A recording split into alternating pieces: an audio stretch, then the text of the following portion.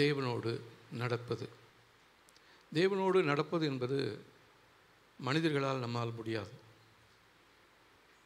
தேவன் பரிசுத்தமானவர், அன்புள்ளவர், அக்கறை உள்ளவர், விடுதலையை தருகிறவர். அவரோடு நம்மளால் எப்படி நடக்க முடியும்? நிச்சயமாக முடியாதுன்னு தான் சொல்லுவோம். ஆனால் தேவனோடு நடந்ததான அநேக மனிதர்களை குறித்து நம்ம வேதத்தில் வாசிக்கிறோம். முதலாவது இஸ்ரவேல் ஜனங்களை எகிப்திலிருந்து ஆண்டவர் கானானுக்குள்ளே நடத்தி போகும்பொழுது அவங்களோட கர்த்தர் நடந்து வந்தார். பகலில் மேகஸ்தம்பமாகவும் இரவில் அக்னி ஸ்தம்பமாகவும் அவளை மூடி அவர்களை நடத்தி கொண்டு வந்தார். ஆனால் அவருடைய எல்லா தேவைகளையும் கர்த்தர் சந்தித்தார். அவளுக்கு என்ன பிரச்சனை வந்துச்சோ அந்த நேரத்தில் அவளுக்கு போதுமானவராக இருந்தார். தண்ணி ஒரு இடத்துல கசந்து போச்சு, அந்த கசப்பான தண்ணீரை மதுரமான தண்ணீராக மாற்றினார். அவங்களுக்கு கொஞ்ச நாள் அவங்க சாப்பிட்ட சாப்பாடு வெறுத்து போயிடுச்சு. எங்களுக்கு கொஞ்சம் நான்வெஜ் வேணும் அப்படின்னு கேட்டாங்க. கர்த்தர் அதற்கும் அவங்களுக்கு நான்வெஜ் கொடுத்தாரு. வானத்தின் மன்னாவை கர்த்தரோடு கொடுத்தாரு. ஒவ்வொரு நாளும் ஒவ்வொரு அற்புதத்தை செய்து அந்த ஜனங்களை நடத்தி கொண்டு வந்தாலும் வேறு எந்த வேலையுமே அந்த 40 வருஷமும் அவங்க செய்யவே இல்லை. போய் எதுவும் பயிர் செய்யவும் இல்லை, உழவும் இல்லை, எதுவும் விதைக்கவும் இல்லை. ஆனால் இந்த 40 வருஷமும் தேவன் அவர்களை அற்புதமாக நடத்தி கொண்டு வந்தார். அந்த 40 வருஷமும் அவங்களுக்கு வேலை என்ன தெரியுங்களா? தேவனுடைய பாதத்தில் உட்கார்றது, தேவனுடைய வார்த்தைகளை தியானிப்பது. இதுதான் அவங்களுடைய வேலையாகவே இருந்துச்சு. அந்த நேரத்தில் கர்த்தர் அவர்களுக்கு போதுமானவராக இருந்து பாதுகாவலராய் அவளை பராமரித்து கொண்டு வந்தார். அதே தேவன் தான் இன்றைக்கு நீங்களும் நானும் ஆராதிக்கிறதான தேவன். இந்த வனாந்தரமான இந்த உலக வாழ்க்கையில் நம்மை வழி நடத்துவதற்கு அவர் போதுமானவராக இருக்கிறார். அவரை மாத்திரம் நம்ம நோக்கி பார்க்க போகிறோம். நம்முடைய தேவைகள் என்னவாக இருந்தாலும் சரி, அந்த தேவைகளெல்லாம் சந்திக்க அவர் போதுமானவராக இருக்கிறார். உங்களுடைய பிரச்சனை எதுவாக இருந்தாலும் சரி, அவரிடத்தை சொல்லுங்கள். அவர் உங்களுடைய பிரச்சனைகள் எல்லாத்தையும் மாற்றுவார். உங்களுடைய கண்ணீரின் வாழ்க்கையை கர்த்தர் நிச்சயமாகவே துடைத்து உங்களுடைய கண்ணீரை துடைக்க தேவன் போதுமானவராக இருக்கிறார். நான் உன் கண்ணீரை கண்டேன், உன் விண்ணப்பத்திற்கு பதில் கொடுத்தேன் என்று சொல்லி எசேக்கியா ராஜாவுக்கு கர்த்தர் பதில் கொடுத்தார். அதே தேவன் தான். அப்போது அவங்களால நடக்க முடியல, நடந்த நேரத்துலையும் தவறிட்டாங்க. ஆனாலும் தவறினதான அந்த மனிதர்களை அவர் கைவிடவே இல்லை. கீழே விழுந்தாலும் விழுந்து போயிட்டேன்னு அப்படியே விட்டுட்டு, விழுந்து போன இடத்துல விட்டுட்டு போகலை. மறுபடியுமா தன்னுடைய கரத்தை நீட்டி அவர்களை தூக்கி எடுத்து தம்முடைய பாதையில் எப்படியாச்சும் என் பிள்ளை என் கூட நடந்து வரணும் அப்படின்னு சொல்லி அந்த ஜனங்களை நடத்தி வந்ததான அதே தேவன் தான் இந்த நாடில் நீங்களும் நானும் ஆராதிக்கிறதான தேவனாக இருக்கிறார். அவர் அந்த வனாந்தர வழியில் அவங்களை குறித்து சொல்லும் பொழுது உபாகமம் 2ஆம் அதிகாரம் 7ஆம் வசனத்தில் பார்த்தீங்கன்னா அவர் அந்த சொல்கிறார், இந்த பெரிய வனாந்தர வழியாய் நீ நடந்து வருகிறதை அறிவார். இந்த 40 வருஷமும் உன் தேவனாகிய கர்த்தர் உன்னோடு இருந்தார், உனக்கு ஒன்றும் குறைவுபடவில்லை என்று சொல் என்றார். இப்போ இந்த 40 வருஷமும் கர்த்தர் என்ன பண்ணார்? அவங்க கூடவே நடந்து வந்தார். நான் உன்னை விட்டு விலகவும் இல்லை, உன்னை கைவிடுவதும் இல்லைன்னு சொன்னவர். நான் உனக்கு சொன்னதை செய்யும் அளவு உன்னை விட்டு விலகவே மாட்டேன்னு சொன்னவர். நமக்கு வாக்குத்தத்தங்களை கொடுத்துருக்கிறார் இல்லைங்களா? அந்த வாக்குத்தத்தங்கள் நிறைவேறிருக்கலாம், நிறைவேறி கொண்டு இருக்கலாம், இன்னும் நிறைவேறாமல் இருக்கலாம். ஆனால் எப்படியுமே அவர் சொன்னதான வார்த்தைகளை நம்முடைய வாழ்க்கையில் நிச்சயமாகவே நிறைவேற்றக்கூடியவராக இருக்கிறார். ஹல்லேலூயா! அவருக்கு எல்லா மகிமையும் உண்டாகட்டும். இந்த நாட்களிலே கர்த்தர் நம்மோடு பேசி கொண்டிருக்கிறார். இப்படி ஆண்டவருடைய சமூகத்தில் ஒரு குறைவோடு ஒரு தம்பதியினர், அவங்க பேர் சகரியா, எலிசபெத். இவங்க 2 பேரை குறித்து நம்ம வாசிக்கும் பொழுது லூக்கா எழுதின சுவிசேஷம் 1ஆம் அதிகாரம் 6ஆம் வசனத்தில் எலிசபெத்தும் அவளின் கணவனாகிய சகரியா இருவரும் கர்த்தரிட்ட சகல கற்பனைகளின்படியும் நியமங்களின்படியும் குற்றமற்றவர்களாய் நடந்து தேவனுக்கு முன்பாக நீதி உள்ளவர்களாய் இருந்தார்கள். இப்படி குற்றமற்றவர்களாய் கற்பனையின்படி நடந்து தேவனுக்கு முன்பாக நீதி உள்ளவர்களாக இருந்தபடினாலே அவங்களுடைய வாழ்க்கையில் காணப்பட்டதான அந்த குறைவு, அவங்களுக்கு பிள்ளைங்க இல்லை, வயசாகி போயிடுச்சு. ஆனால் வயதான காலத்தில் கர்த்தர் அவர்களுக்கு ஒரு மகனை கொடுத்தார். அவர் தான் இயேசு கிறிஸ்துக்கு முன்பாக வழியை ஆயத்தப்படுத்தும்படியாய் யோவான் ஸ்நானகன் என்ற பேரில் அவர் தான் அழைக்கப்பட்டார்.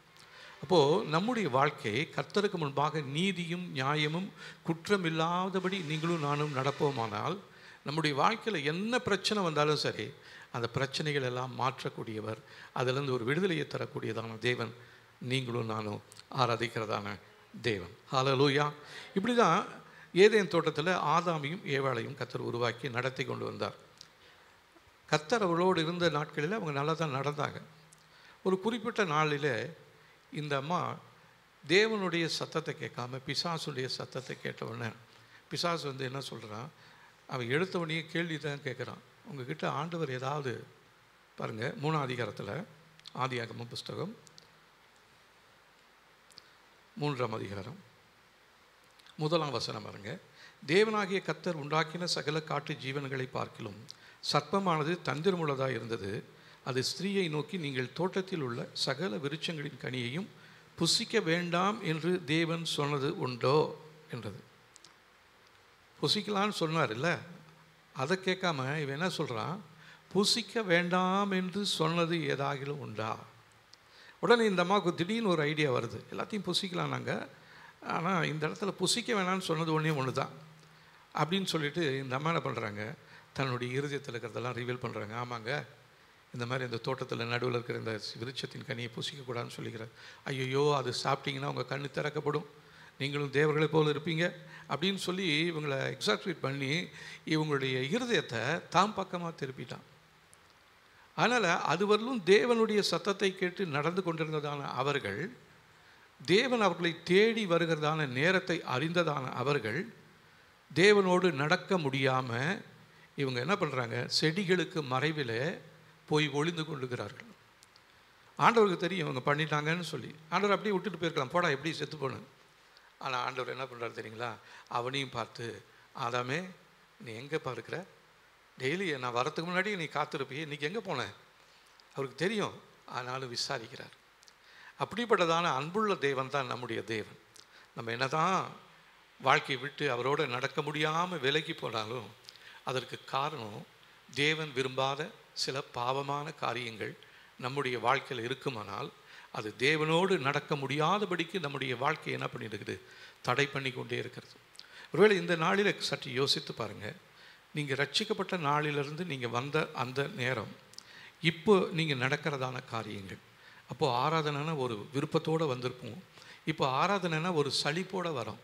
ஒரு வேளை வரலன்னா ஏன்னு கேட்பாங்க, இவங்க கேட்குறாங்களோ இல்லையோ, பக்கத்து வீட்டில் இருக்கிறவங்களாம் கேட்பாங்க, ஆண்டவர் அறியாதவங்க, என்னங்க இன்றைக்கி ஞாயிற்றுக்கிழமை சபைக்கு போலியான்னு கேட்பாங்க. ஆனால் என்ன பதில் சொல்கிறது அப்படின்ற நோக்கத்திலேயே கூட நிறைய பேர் என்ன பண்ணியிருக்கிறாங்க, சபைக்கு வந்துட்டுருக்கிறாங்க.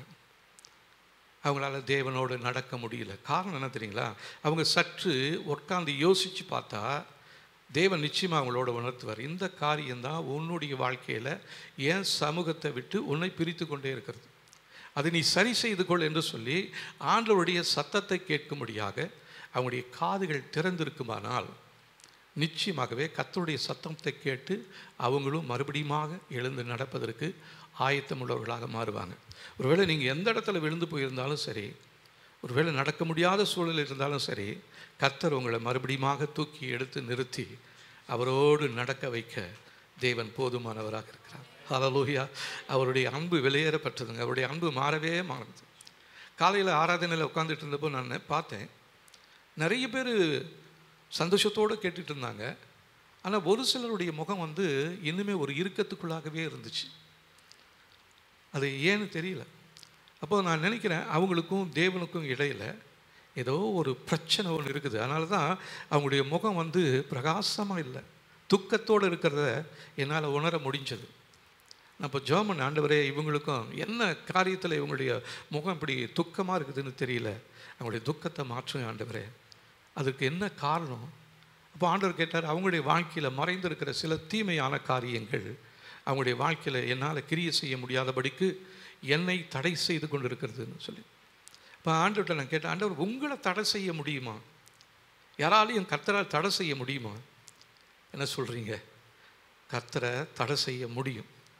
நம்முடைய அவிசுவாசம், நமக்குள்ளே இருக்கிற பயம், நமக்குள்ளே இருக்கிறதான சந்தேகம், இது எல்லாமே கர்த்தருடைய கரத்தை தட்டி போட்டுரும். ஒரு இடத்துல வாசிக்கிறோம், அவருடைய அவிசுவாசத்தின் நிமித்தமாக அந்த இடத்துல கர்த்தருக்கு அற்புதங்களை செய்ய முடியலையா. ஏன்? அவங்களுடைய அவிசுவாசம் தான். அதை போலவே நம்முடைய வாழ்க்கையில் தேவன் செய்து வைத்துட்டார், எல்லாத்தையும் செஞ்சு முடிச்சிட்டார், இனிமேல் செய்யணும்னு அவசியம் இல்லை. ஆனால் ஒவ்வொன்றையும் அந்தந்த காலங்களில் நேர்த்தியாக நமக்கு செய்ய காண்பித்து கொண்டிருக்கிறார். நமக்கு அவசரம் தான், இது உடனே கிடைச்சிட்டா நல்லதுன்னு. அது உடனே கிடைச்சிட்டா நீங்கள் இங்கே இருக்க மாட்டீங்க. அதனால் தேவனுக்கு தெரியும் உங்களுக்கு எப்போ கொடுக்கணும், எப்படி கொடுக்கணும் அப்படின்னு அவருக்கு தெரியும். அதனால் நம்ம தேவன் என் ஜெபத்தையே கேட்கல, அவர் கண் இல்லாமல் கண்ணை மூடிட்டார் அப்படின்லாம் நம்ம நினைக்கக்கூடாது. தேவன் சர்வ வல்லவர். நீங்களும் நானும் உருவாகிறதுக்கு முன்னாடியே நம்மளை பெயர் சொல்லி அழைத்தவர். உங்களுக்கு என்ன தேவை, எந்த வயசில் தேவை எல்லாமே அவருக்கு தெரியும். உங்களுடைய திருமண நேரம், உங்களுக்கு குழந்தை பிறக்கக்கூடிய நேரம் எல்லாத்தையும் கர்த்தர் அறிகிறார். உங்களுக்கு வேலை கிடைக்கக்கூடிய நேரம், நீங்கள் ரிட்டையர்மெண்ட்டு டைமு, ரிட்டையர்மெண்ட்டுக்கு அப்புறம் நீங்கள் எப்படி போக போகிறீங்க, இப்படின்னு நிறைய பேர் நம்முடைய இருதயத்துக்குள்ளே ஒரு கால்குலேஷனில் இருக்கலாம். ஆனால் கர்த்தர் எல்லாத்தையும் அவர் தீர்மானம் பண்ணி உங்களுக்காகவே பிரத்யேகமாக ஒரு நோட்டு போட்டு எழுதி வைத்து கொண்டிருக்கிறார். உங்களுடைய சரீரம் உருவாகிறதுக்கு முன்னாடியே, உங்களுடைய உடல் உறுப்புகள் உங்களுக்குள்ள உருவாகிறதுக்கு முன்னாடியே, உங்களுடைய கை, உங்களுடைய கால், உங்களுடைய வாய், உங்களுடைய இருதயம் எப்போ உருவாகும்னு சொல்லி அவர் டைம் போட்டு எழுதி வச்சிருக்கிறார். ஹல்லேலூயா. வாசிக்கலாம் பாருங்கள், 139ஆம் சங்கீதம்.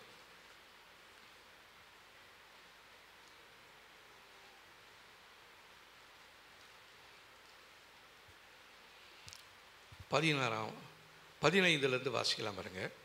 நான் ஒளிப்பிடத்திலே உண்டாக்கப்பட்டு பூமியின் தாழ்விடங்களிலே விசித்திர வினோதமாய் உருவாக்கப்பட்ட போது என் எலும்புகள் உமக்கு மறைவாய் இருக்கவில்லை.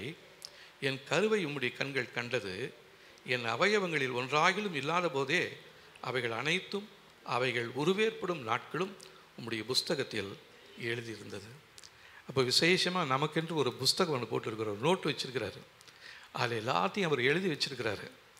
அதன்படி தான் அவர் செய்ய போகிறாரு, எழுதினபடி தான் செய்ய போகிறாரு. நாம் ரொம்ப புத்திசாலித்தனமாக நான் இப்படி இருக்குதா, நான் இப்படி யோசிக்கிறேன், எனக்கு இது கிடைச்சா நல்லாயிருக்கும், அதை பண்ணால் நல்லாயிருக்கும். ஆண்டவர் சொல்கிறாரு, உனக்கு எப்போ தரணும்னு எனக்கு சித்தம் இருக்குதோ அப்போ நான் தருவேன். அதனால தான் நம்ம என்ன பண்ணுறோம்னா, ஒவ்வொரு ஜபத்திலையுமே கர்த்தருடைய சித்தத்தை நாம் பிரத்யேகமாக ஒப்பு கொடுத்து நம்ம ஜபிக்கிறோம். காலை வேளையில் கூட பில்லி பிரசங்கத்தில் அதான் சொன்னேன், தேவனுடைய சித்தத்தை நாம் அங்கீகரிக்கணும். அதன்படி நம்ம ஜபிக்கும் பொழுது நிச்சயமாகவே நம்முடைய வாழ்க்கையில் தோல்வி என்பதே கிடையாது. தோல்வி வந்தால் அந்த தோல்வியை அவர் ஏற்ற நேரத்தில் வெற்றியாரி மாற்றுவார். ஹல்லேலூயா. உங்கள் வாழ்க்கையில் என்ன கிடைக்கல நீங்கள் நினைக்கிறீங்களோ அது அவருடைய நேரத்தின்படி சரியாக உங்களுக்கு வந்து சேர தேவன் உதவி செய்வார். ஆனால் அதுவரையிலும் நம்முடைய இருதயம் இருக்குது பார்த்தீங்களா, இது வேகமாக ஓடிக்கிட்டே இருக்குது. இங்கே போய் பார்க்கலாமா, இவரை பார்க்கலாமா, இவங்ககிட்ட சொல்லலாமா, இங்கே போய் கடன் வாங்கலாமா, இதை ஆண்டவர் செய்யறதுக்கு லேட் ஆகுது, நம்ம போய் இந்த இடத்துல பணத்தை வாங்கி இதை வாங்கலாமா, அப்படி பண்ணலாமா, இந்த மாதிரி அந்த அலசடிப்பட்டு கொண்டு இருக்கிற இருதயம் உள்ளவர்கள் அவங்களால திருப்தியாக சந்தோஷமாக சமாதானமாக இருக்க முடியாது. நம்ம வாழ்க்கையில் பார்க்குறோம் நிறைய பேர் நம்மளை விட எல்லா விதத்துலேயும் வசதி உள்ளவங்க, படித்தவங்க, அந்தஸ்தில் உள்ளவங்க, அவங்களுக்கு எல்லாமே இருக்கும், அவங்க நினைக்கிறதெல்லாம் கிடைக்கும். ஆனால் அவங்களுடைய இருதயம் சமாதானம் இல்லாமல் இருக்கும். நிறைய பேரை நான் பார்த்துருக்கிறேன், அப்படி உலகத்தில் பெரிய மனிதர்களெல்லாம் பார்த்துருக்கேன். அவங்களுடைய வாழ்க்கையில் தேவனால் கிடைக்கக்கூடிய அந்த சமாதானத்தை அவங்க இழந்து போயிட்டாங்க. ஆனால் ஒன்றுமே தகுதி இல்லாத என்னையும் உங்களையும் தேவன் தம்முடைய சமாதானத்தினால் நிரப்பியிருக்கிறார். பார்த்தீங்களா, இதுதான் நமக்கு ஒன்று பெருசாக தெரியவே மாட்டேனுது. இது யார் பார்க்குறதுன்னு நீங்கள் நினைக்கலாம். உங்களை பார்க்கிறதான புறஜாதிகள் உங்களுக்குள்ளே இருக்கிற சமாதானத்தை பார்த்து அவங்க சந்தோஷப்படுவாங்க. ஹல்லேலூயா. ஆனால் உங்கள்கிட்ட வந்து கேட்க மாட்டாங்க, ஏன்னா வெக்கம் அவங்களுக்கு, இவங்ககிட்ட போய் எப்படி கேட்குறதுன்னு. அதில் நம்மளை பார்த்தா அப்படியே ஒரு பொறாமையாக இருக்கும் அவங்களுக்கு. ஏன் அந்த பொறாமை தெரியுங்களா, நம்ம இவ்வளோ தூரம் சம்பாதிக்கிறோம், இவ்வளோ வசதியாக இருக்கிறோம், ஆனால் நமக்குள்ளே இருக்கிறதான அந்த ஒரு ஆசீர்வாதம் இல்லை. இவனுக்குள்ளே எப்படி ஒன்றுமே இல்லாத இவனுக்குள்ளே எப்படி இருக்குது, இவன் பிள்ளை எப்படி இந்த இதில் படிக்கிறான், இவன் பிள்ளை எப்படி இந்த இடத்துல வேலை செய்கிறான் அப்படின்னு சொல்லி நம்ம மேலே ஒரு பொறாமை வருது. பார்த்தீங்களா, அதற்கு காரணம் அவங்களுக்குள்ளே இல்லாத ஒரு தேவ சமாதானத்தை கர்த்தர் நமக்கு கொடுத்துருக்கிறார். ஹல்லேலூயா. இந்த சமாதானம் இருக்கிறவங்க தான் தேவனோடு எப்பயுமே நடக்க முடியும். இது குறித்து நம்ம இன்னொரு இடத்துல வாசிக்கும் பொழுது ஏசாயா தீர்க்கதரிசன புஸ்தகம் 51ஆம் அதிகாரம்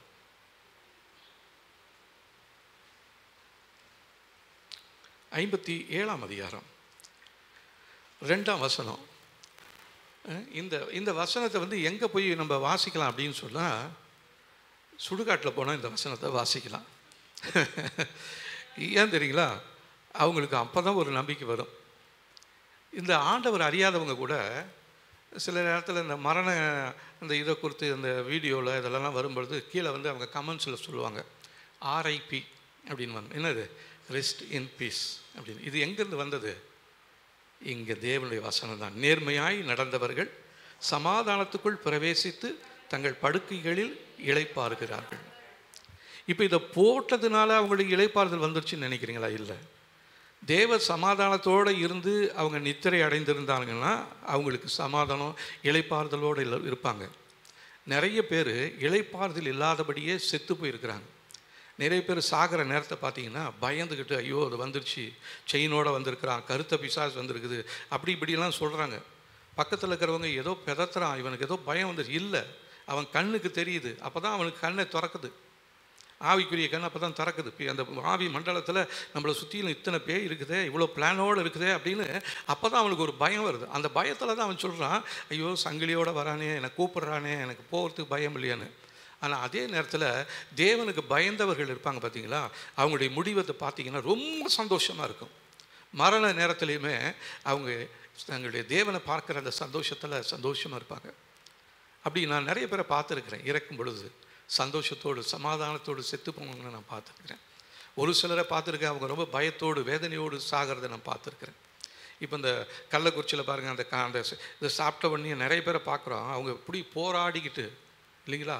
அதுக்கு முன்னாடி எவ்வளோ பேர் சொன்னாங்க, அரசாங்கத்திலையும் சொல்லியிருக்கிறான், அந்த பாட்டிலையும் போட்டிருக்கிறான், இந்த குடிக்கு கெடுக்கும்னு. அதெல்லாம் பார்த்துக்கிட்டே தான் அவன் சாப்பிட்றான். யார் பார்க்குறது யாருன்னு. ஆனால் அந்த சாப்பிட்ற நேரத்தில் அவன் படுற துன்பம் இருக்குது பார்த்தீங்களா, நிச்சயமாக அவங்க நித்திய ஆக்கினைக்குள்ளாக தான் போயிருப்பாங்க. ஆனால் இப்போ அந்த இடத்துல இன்னும் நிறைய பேர் உயிர் ஊசலாடிக்கிட்டே இருக்குதுன்றாங்க. இன்னும் நிறைய பேர் சாக போகிறாங்கன்னு அப்படின்னு ப்ரெடிக்ட் பண்ணிக்கிட்டே இருக்கிறாங்க. கர்த்தர் அதெல்லாத்தையும் மாற்றுறதுக்கு வல்லமையுள்ள தேவனாக இருக்கிறார். அதற்கு என்னுடைய ஜெபம் மிகவும் அவசியமாக இருக்கிறது. அதனால் இப்போ அந்த ஜனங்களுக்காக நம்ம ஒரு நிமிஷம் கண்களை மூடி உருக்கமாக தேவ சமூகத்தில் ஜெபிக்க போகிறோம். பரலோக பிதாவே, அந்த அருமையான ஜனங்களுக்காக ஜெபிக்கிறோம். உங்களை அறியாது இருக்கிறாங்க ஆண்டவரே. ஆண்டவரை அறியாதவர்களாக இருக்கிறாங்க. அநேகர் அறிந்திருந்தாலும் அறியாதவர்களை போல் இருக்கிறாங்க ஆண்டவரை. அவங்க படுற துன்பம், அந்த குடும்பத்தில் வந்ததான நஷ்டம், அந்த பகுதியில் ஒரு சமாதான குறைவு, இதனால் அரசாங்கத்தில் ஏற்படுகிற நெருக்கடிகள், பிரச்சனைகள் எல்லாமே எங்களுக்கு வேதனை உண்டாக்குகிறதாக இருக்கிறது ஆண்டவரை. நீங்கள் எங்களுடைய வேதனையை மாற்றி அந்த குடும்பங்களுக்கு சந்தோஷத்தை கொடுங்க. அந்த உயிருக்காக போராடி கொண்டிருக்கிற ஒவ்வொரு ஆத்துமாவுக்கும் கர்த்தாவே கிருபையாய் நீங்கள் மறுபடியுமாய் ஒரு தருணத்தை கொடுக்கும்படியாக சொல்லி ஜெபிக்கிறோம். அவங்க செய்ததான எல்லா காரியங்களையும் கர்த்தா தயவாய் மன்னிப்பீராக, அவங்களுடைய பாவங்களை மன்னிப்பீராக. அவருடைய குடும்பத்தின் மேலே ஏற்பட்டிருக்கிற அந்த சாபத்தின் வல்லமை இயேசுவின் நாமத்தினாலே அந்த ஜனங்களை விட்டு விலகி போக முடியாது சொல்லி ஜெபிக்கிறோம். நீங்கள் கனவு மூலமாக பேசுகிறவர், தரிசனங்கள் மூலமாக பேசுகிறவர் ஆண்டவர். அந்த ஜனங்களோட நீங்கள் உங்களை வெளிப்படுத்துங்க ஆண்டவரே. நாங்கள் எத்தனையோ பேரை பார்த்துருக்கிறோம், தங்களுடைய தரிசனத்தை ஆண்டவர் அறியாத ஜனங்கள் ஆண்டவர். இந்த கடைசி நாட்களில் நிறைய பேருக்கு நீங்கள் அவங்கள காட்சி கொடுத்து உங்களை வெளிப்படுத்தி உங்களுடைய பிள்ளைகளாக மாற்றி இருக்கிறீங்களே. அப்படி நிறைய சாட்சிகளை நாங்கள் பார்த்துருக்கிறோம். இந்த பிள்ளைகளுடைய வாழ்க்கையிலும் நீங்கள் ஒரு பெரிய சாட்சி ஏற்படுத்துங்க ஆண்டவரே. அநேகருக்கு நீங்கள் உங்களை வெளிப்படுத்தி அநேகருக்கு சுகத்தை கொடுத்து ஜீவனை கொடுத்து மறுபடியும் உமக்காக வாழக்கூடிய அந்த மனிதர்களாக நீங்கள் மாற்றும்படியாக சொல்லி ஜெபிக்கிறோம். அவங்க எல்லாம் உமக்காக இதுவரையிலும் உமக்காக இல்லாமல் யாருக்கோ ஓடிக்கிட்டு இருந்தாங்க, உலகத்துக்காக ஓடிக்கிட்டு இருந்தாங்க, தங்களுடைய ஆசாபாசங்களுக்காக பாவ காரியங்களுக்காக ஓடிக்கிட்டு இருந்தாங்க ஆண்டவரே. ஆனாலும் இந்த நாளில் அவர்களை மறுபடியுமாய் நீங்கள் மாற்றி உமக்காக ஓடுகிறவர்களாய் நீர் மாற்றும்படியாக சொல்லி ஜெபிக்கிறோம் ஆண்டவரே. இயேசுவே, அன்றைக்கு ஆபிரகாம் ஆண்டவரே, நீர் ஆண்டவரே சோதோம் குமாரா பட்டணத்துக்கு அடிமை உண்டாக்கும்படியாய் தூதர்களை அனுப்பும் பொழுது ஆபிரகாம் தன்னுடைய சகோதரனாகிய லோத்துக்காக பரிந்து பேசி ஜெபித்தானே, அதே போல இந்த நாளில் நாங்கள் பேசுகிறோம் ஆண்டவரே. அதே போல இஸ்ரவேல் ஜனங்கள் பாவம் செய்து வனாந்தரத்தில் தேவனை உமக்கு விரோதமான காரியங்களை செய்து கொண்டிருந்ததான அவருடைய வாழ்க்கையில் செய்த பாவங்கள் நிமித்தமாக உங்களுடைய கோபத்தின் நிமித்தமாக அந்த ஜனங்களை அழிக்க வேண்டும் என்று நீங்கள் யோசித்த நேரத்தில் உமக்கு முன்பாக திறப்பில் வந்து நின்றதான மோசையை போல இப்பொழுது நாங்கள் ஜெபிக்கிறோம் ஆண்டவரே. ஹல்லேலூயா. நம்முடைய கண்களில் அந்த குடும்பங்களுக்கு கிருபை கிடைப்பதாக, அந்த குடும்பங்கள் மேலே தேவனுடைய வல்லமை வெளிப்படும்படியாய் சொல்லி ஜெபிக்கிறேன். அந்த கர்த்தாவே கள்ளக்குறிச்சி பகுதியின் மேலே கிரியை செய்கிறதான வான மண்டல அந்தகார லோகாதிபதியின் வல்லமைகள் இயேசுவின் நாமத்தினாலே வெளியேறும்படியாய் சொல்லி ஜெபிக்கிறேன். அதனுடைய பிடியில் இருக்கிறதான ஒவ்வொரு ஆத்துமாக்களையும் கர்த்தர் விடுதலை பண்ணும்படியாக, சந்திக்கும்படியாக ஆண்டவரே, அந்த துயரத்தில் இருக்கிற அந்த குடும்பங்களுக்கு ஒரு ஆறுதலை கொடுக்கும்படியாக சொல்லி ஜெபிக்கிறோம் ஜெபிக்கிறோம் ஆண்டவரே. இன்னும் அநேக இடங்களில் எங்களுடைய தேசத்தில் இந்த குடி பழக்கத்தினாலே சீரழிந்து போய் கொண்டிருக்கிறதான திரளான குடும்பத்தார் உண்டு. இதனாலே கர்த்தாவே பிரச்சனைகளோடு காணப்படுகிற குடும்பங்கள் உண்டு, பிரிந்து போயிருக்கிற குடும்பங்கள் உண்டு. இதனால பிள்ளைகள் சந்ததியெல்லாம் பாதிக்கப்பட்டிருக்கிறது ஆண்டவரே. தயவு கூர்ந்து ஆண்டவரே, நீங்க இந்த காரியத்தில் எங்களுடைய வாழ்க்கை, எங்களுடைய ஜெபத்தை கேட்டு நீங்க இந்த நாட்களில் ஒரு அற்புதத்தை செய்யும்படியாக இந்த குடியின் ஆவி ஆண்டவரே எங்களுடைய தேசத்தை விட்டு வெளியேறும்படியாய் சொல்லி ஜெபிக்கிறோம். இதற்காக எத்தனையோ ஊழியக்காரங்க ஜெபிக்கிறாங்க ஆண்டவரே. அவங்களோடு சேர்ந்து நாங்களும் ஜெபிக்கிறோம் ஆண்டவரே. எங்களுடைய ஜெபத்தை கேட்டு நீர் அந்த குடியின் ஆவியை எங்களுடைய தேசத்தை விட்டு வெளியேற்றுவீராக. இந்த குடியின் ஆவி மாத்திரமல்ல, இன்னும் நிறைய தீமையின் செய்கிற வல்லமைகள், பொருளாசை, பண ஆசை, பெண் ஆசை, இவ்விதமான ஆசைகளினாலே பாதிக்கப்பட்டு ஆண்டவரே சீரழிந்து போயிருக்கிற குடும்பத்தாரையும் ஆண்டவரே எங்களுடைய சமுதாயத்தின் ஒரு விசை கூட கண்ணோக்கி பார்க்கும்படியாய் சொல்லி ஜெபிக்கிறோம். எங்களுடைய தேசத்தை கர்த்தர் கண்ணோக்கி பார்ப்பீராக, இறங்குவீராக ஆண்டவரே, இறங்குவீராக, இறங்குவீராக தேவனே. ஹல்லேலூயா, ஸ்தோத்திரம் ஆண்டவரே. நன்றி சொல்லுகிறோம், நன்றி சொல்லுகிறோம், நன்றி சொல்லுகிறோம். ஹல்லேலூயா, ஸ்தோத்திரம் ஆண்டவரே. நன்றி நன்றி நன்றி நன்றி. ஒரு பாடல் இருக்கிறது, இறங்குமே என் இயேசுவே இரக்கத்தில் ஐஸ்வர்யம் உள்ளவரே அப்படின்ற அந்த பாடலை நம்ம ஜெப நிலையிலிருந்தே நம்ம பாடப்போகிறோம். ஸ்தோத்திரம் ஆண்டவரே. ஜீசஸ்.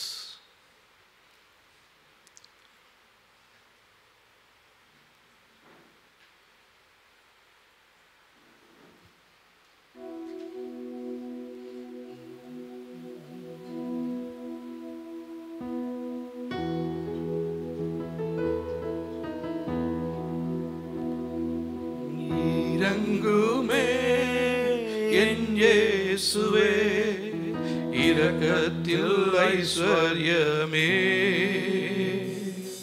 கூவி கதறியே ராவும் பகலுமே கெஞ்சும் ஜெபம் கேளுமே கூவி கதறியே ராவும் பகலுமே கெஞ்சும் ஜெபம் கேளுமே இறங்குமே இயேசுவே இரக்கத்தில் ஐஸ்வர்யமே கூவி கதறியே ராவும் பகலுமே கெஞ்சும் ஜெபம் கேளுமே கூவி கதறியே ராவும் பகலுமே கெஞ்சும் ஜெபம் கேளுமே எத்தனை துன்பம் சகித்து மீசி எல்லாமே வீணாகுமோ எத்தனை துன்பம் சகித்து மீட்டி எல்லாமே வீணாகுமோ அத்தி மரத்திற்கு அன்று இறங்கி அந்த ஜெபம் கேளுமே அத்தி மரத்திற்கு அன்று இறங்கி அந்த ஜெபம் கேளுமே இறங்குமே என் இயேசுவே இரக்கத்தில் ஐஸ்வர்யமே கூவி கதறியே ராவும் பகலுமே கெஞ்சும் ஜெபம் கேளுமே கூவி கதறியே ராவும் பகலுமே கெஞ்சும் ஜெபம் கேளுமே எத்தனை துன்பம் சகித்து எவ்வளவு துன்பங்களை சகித்தாரு பாடுகள் எல்லாம் ஏற்றுக்கொண்டாரு அதெல்லாம் வீணா போயிடுமா எத்தனை துன்பம் சகித்து மீட்டி எல்லாமே வீணாகுமோ அத்தி மரத்திற்கு அன்று இறங்கி அந்த ஜெபம் கேளுமே அத்தி மரத்திற்கு அன்று இறங்கி அந்த ஜெபம் கேளுமே இறங்குமே என் இயேசுவே இரக்கத்தில் ஐஸ்வர்யமே ஐஸ்வர்யமே பூவி கதறியே ராவும் பகலுமே என்றும் ஜெபம் கேளுமே பூவி கதறியே ராவும் பகலுமே என்றும் ஜெபம் கேளுமே. அன்றைக்கு ஆபிரகாம் லோத்துக்காக ஜெபிக்கும் பொழுது அந்த தேவதூதர்களோடு நடந்தான். நடந்து தான் அவன் ஜெபம் பண்ணான். ஒருவேளை அந்த பட்டணத்தில் 50 பேர் இருந்தா, 45 பேர் இருந்தா, 40 பேர் இருந்தா, 30 பேர் இருந்தா அப்படின்னு சொல்லிட்டு கடைசியாக 10 பேர் இருந்தா, 5 பேர் இருந்தா, அப்போ சொல்கிறாரு, நிச்சயமாக அவ்வளோ பேர் இருந்தால் நிச்சயமாக அந்த பட்டணத்தை நான் அழிக்க மாட்டேன்னு சொன்னார். இன்றைக்கி நம்ம ஒரு 50 பேருக்கு பக்கமாக இருக்கோம். நிச்சயமாக நம்முடைய ஜெபத்தை கேட்டு கர்த்தர் அந்த மேற்கொண்டு எந்த தீமையும் நடக்காதபடிக்கு அந்த ஜனங்களை பாதுகாக்க அவர் போதுமானவராக இருக்கிறார். ஆனால் நீங்களும் நானும் ஆண்டவரோடு நடக்கிறவர்களாக இருக்கணும். ஆண்டவருக்கு முன்பாக நீதி உள்ளவர்களாய், பக்தி உள்ளவர்களாய், கற்பனையை தவறாதபடி கற்பனைகளை கை கொண்டு நடக்கும் பொழுது நிச்சயமாகவே நம்முடைய ஜெபத்திற்கு தேவன் பதில் கொடுக்கிறவராக இருக்கிறார். உங்களுடைய குடும்பத்தின் சூழ்நிலைகளை கர்த்தர் மாற்ற போகிறார். இன்னும் கூட ஒரு வசனத்தை வாசிக்கலாம் பாருங்க. 1 யோவான் 2ஆம் அதிகாரம் 6ஆம் வசனம் பாருங்க. 326வது பக்கத்தில் இருக்குது. எல்லாரும் சேர்ந்து வாசிக்க போகிறோம். 1 யோவான் 2ஆம் அதிகாரம் 6ஆம் வசனம். அவருக்குள் நிலைத்திருக்கிறேன் என்று சொல்லுகிறவன் அவர் நடந்தபடியே தானும் நடக்க வேண்டும். அப்போ நம்ம தேவ பிள்ளைகள் ஞானஸ்நானம் எடுத்துட்டோம், எல்லாமே தேவனுடைய சித்தத்தின்படி தான் ஜெபம் பண்ணுறோம் அப்படின்னு சொல்லும் பொழுது இந்த இடத்துல தேவனுடைய வார்த்தை சொல்லுது, அவருக்குள் நிலைத்திருக்கிறேன் என்று சொல்லுகிறவன், ஞானஸ்நானம் எடுத்துட்டேன்னு சொல்கிறவன், ஆராதனைக்கு போகிறேன்னு சொல்கிறவன், அவர் நடந்தபடியே தானும் நடக்க வேண்டும். நம்ம இந்த நேரத்தில் ஒரு அர்ப்பணிப்போட ஜெய்வ சமூகத்தில் ஒப்பு கொடுக்கணும். ஆண்டவரே, இதுவில் நாங்கள் எங்கள் இஷ்டத்தின்படி நாங்கள் நடந்துட்டோம், எங்களுடைய விருப்பத்தின்படி நாங்கள் நடந்துட்டோம், அதனால தான் எங்கள் வாழ்க்கையில் தீராத கவலைகள், அவமானங்கள், நிந்தைகள், இதுக்கெல்லாம் காரணம் எங்களுடைய வாழ்க்கையில் நாங்கள் நடந்ததான வழி தான். ஆண்டவரே, நாங்கள் உங்களை போல் நாங்கள் நடக்கலை, உங்களை போல் அன்புள்ளவர்களாக நாங்கள் நடக்கலை. அன்றைக்கி அந்த அத்திமரம் அந்த அந்த அந்த அத்திமரத்தை சொல்லிவிட்டு அந்த ஓனர் சொல்கிறாரு, இது ஏன் தெண்டத்துக்கு இருக்குது, இதை பேசாமல் வெட்டி போட்டுடலாம் அப்படின்னோடனே அந்த தோட்டக்காரர் சொல்கிறாரு, இன்னும் 1 வருஷம், இன்னும் கூட கொஞ்சம் அதுக்கு கொத்தி எரு போட்டு கொஞ்சம் தண்ணியெல்லாம் பாய்ச்சலாம், இன்னும் 1 வருஷம் அப்படின்னு சொல்லி அந்த வேலைக்காரன் ஜெபித்தது போல் இந்த நாளில் நீங்களும் நானும் நமக்காகவும் பிதாவினிடத்தில் தேவகுமாராகிய இயேசு கிறிஸ்துவும் பரிந்து பேசி கொண்டிருக்கிறார். இவ்வளோ நாள் நடக்காமல் போயிட்டாங்க, இனிமேல் நடப்பாங்க, அவங்களுக்கு ஒரு சான்ஸ் கொடுங்க அப்படின்னு சொல்லி இயேசு கிறிஸ்துவும் உங்களுக்கும் எனக்காகவும் அவர் பிதாவின் இடத்துல பரிந்து பேசி கொண்டிருக்கிறார். அந்த ஜெபத்தை கேட்டு தான் பிதா பாவத்தை பார்க்க மாட்டாத சுத்த கண்ணர் நம்முடைய வாழ்க்கையில் எவ்வளோ அக்கிரமங்கள், எவ்வளோ தேவனுக்கு பிரியமில்லாத காரியங்களை செய்திருந்ததான நேரத்திலுமே நமக்காக பரிந்து பேசி கொண்டிருக்கிறவர் இயேசு கிறிஸ்து உங்களுக்காகவும் எனக்காகவும் பரிந்து பேசி கொண்டிருக்கிறார். மற்றபடி நம்ம ரொம்ப பக்தி உள்ளவங்க, பரிசுத்தம் உள்ளவங்கன்னு சொல்லி நம்மளை தேவன் விட்டு வைக்கவே இல்லை. பிதாவின் இடத்துல குமாரனாகிய இயேசு பரிந்து பேசி கொண்டிருக்கிறார். ஹல்லேலூயா. அதனால் நம்ம இந்த நாளில் நம்முடைய வாழ்க்கையை நம்ம சரி செய்து கொள்ள வேண்டும். நம்முடைய நடக்கை தேவனுக்கு பிரியமான நடக்கையாக இருக்க வேண்டும். தேவனோடு நடந்ததான ஒரு சில மனிதர்களை நம்ம வேதத்தில் கூட நம்ம வாசிக்கிறோம். அவரை குறித்து நம்ம வாசிக்கும் பொழுது ஆதியாகமம் 5ஆம் அதிகாரம் 22ஆம் வசனத்திலிருந்து 24ஆம் வசனம் வரலும் வாசிக்கலாம் பாருங்க. 6ஆம் பக்கத்தில் இருக்குது. ஆதியாகமம் 5ஆம் அதிகாரம் 21ஆம் வசனத்திலிருந்து. ஏனோக்கு 65 வயதான போது மெத்துசலாவை பெற்றான். ஏனோக்கு மெத்துசலாவை பெற்ற பின் 300 வருஷம் தேவனோடு சஞ்சரித்து கொண்டிருந்து குமாரரையும் குமார்த்திகளையும் பெற்றான். ஏனோக்குடைய நாளெல்லாம் 365 வருஷம் ஏனோக்கு தேவனோடு சஞ்சரித்து கொண்டிருக்கையில் காணப்படாமல் போனான். தேவன் அவனை எடுத்து கொண்டார். நம்மளை மாதிரி குடும்பஸ்தான் தான் அவர். நிறைய பிள்ளைகள்லாம் இருந்துச்சு. நம்மளை மாதிரியே அவருக்கும் எவ்வளவோ குடும்ப கஷ்டங்கள் இருந்திருக்கலாம். ஆனால் அதுக்கு மத்தியில் அந்த ஏனோக்குடைய குணத்தை பார்த்தீங்கன்னா, அவர் எப்பயுமே கர்த்தரோடையே நடந்துக்கிட்டே இருந்தாராம். அப்படிப்பட்டதான ஒரு அனுபவம் இருக்கணும் நமக்கு இந்த நாட்களில்.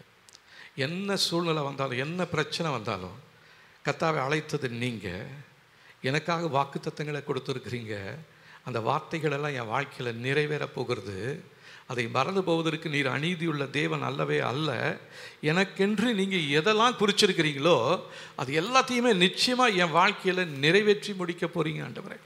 ஹல்லேலூயா. அதனால் தேவ சமூகத்தில் நம்ம அப்படி ஜெபிக்கணும். அந்த ஏனோக்கு போல நம்ம இருக்கணும். நமக்கு விருப்பப்பட்ட நேரத்தில் போய் பேசுறது, அதுக்கப்புறம் மற்றவங்கக்கிட்ட போய் பேசுறது, உலக காரியத்தில் போய் ஈடுபடுறது, இந்த மாதிரிலாம் இருந்தால் தேவனிடத்துலேருந்து நம்மளால் ஆசீர்வாதத்தை பெற்றுக்கொள்ளவே முடியாது. ஏனோக்கு போல நடக்கணும். ஏனோக்கு போலவே நடக்கணும். ஆமோஸ் எழுதின தீர்க்கதரிசன புஸ்தகத்தில் 3 அதிகாரம் 3ஆம் வசனம் பாருங்கள். 1065 பக்கத்தில் இருக்குது. இந்த இடத்துல அவர் சொல்கிறாரு,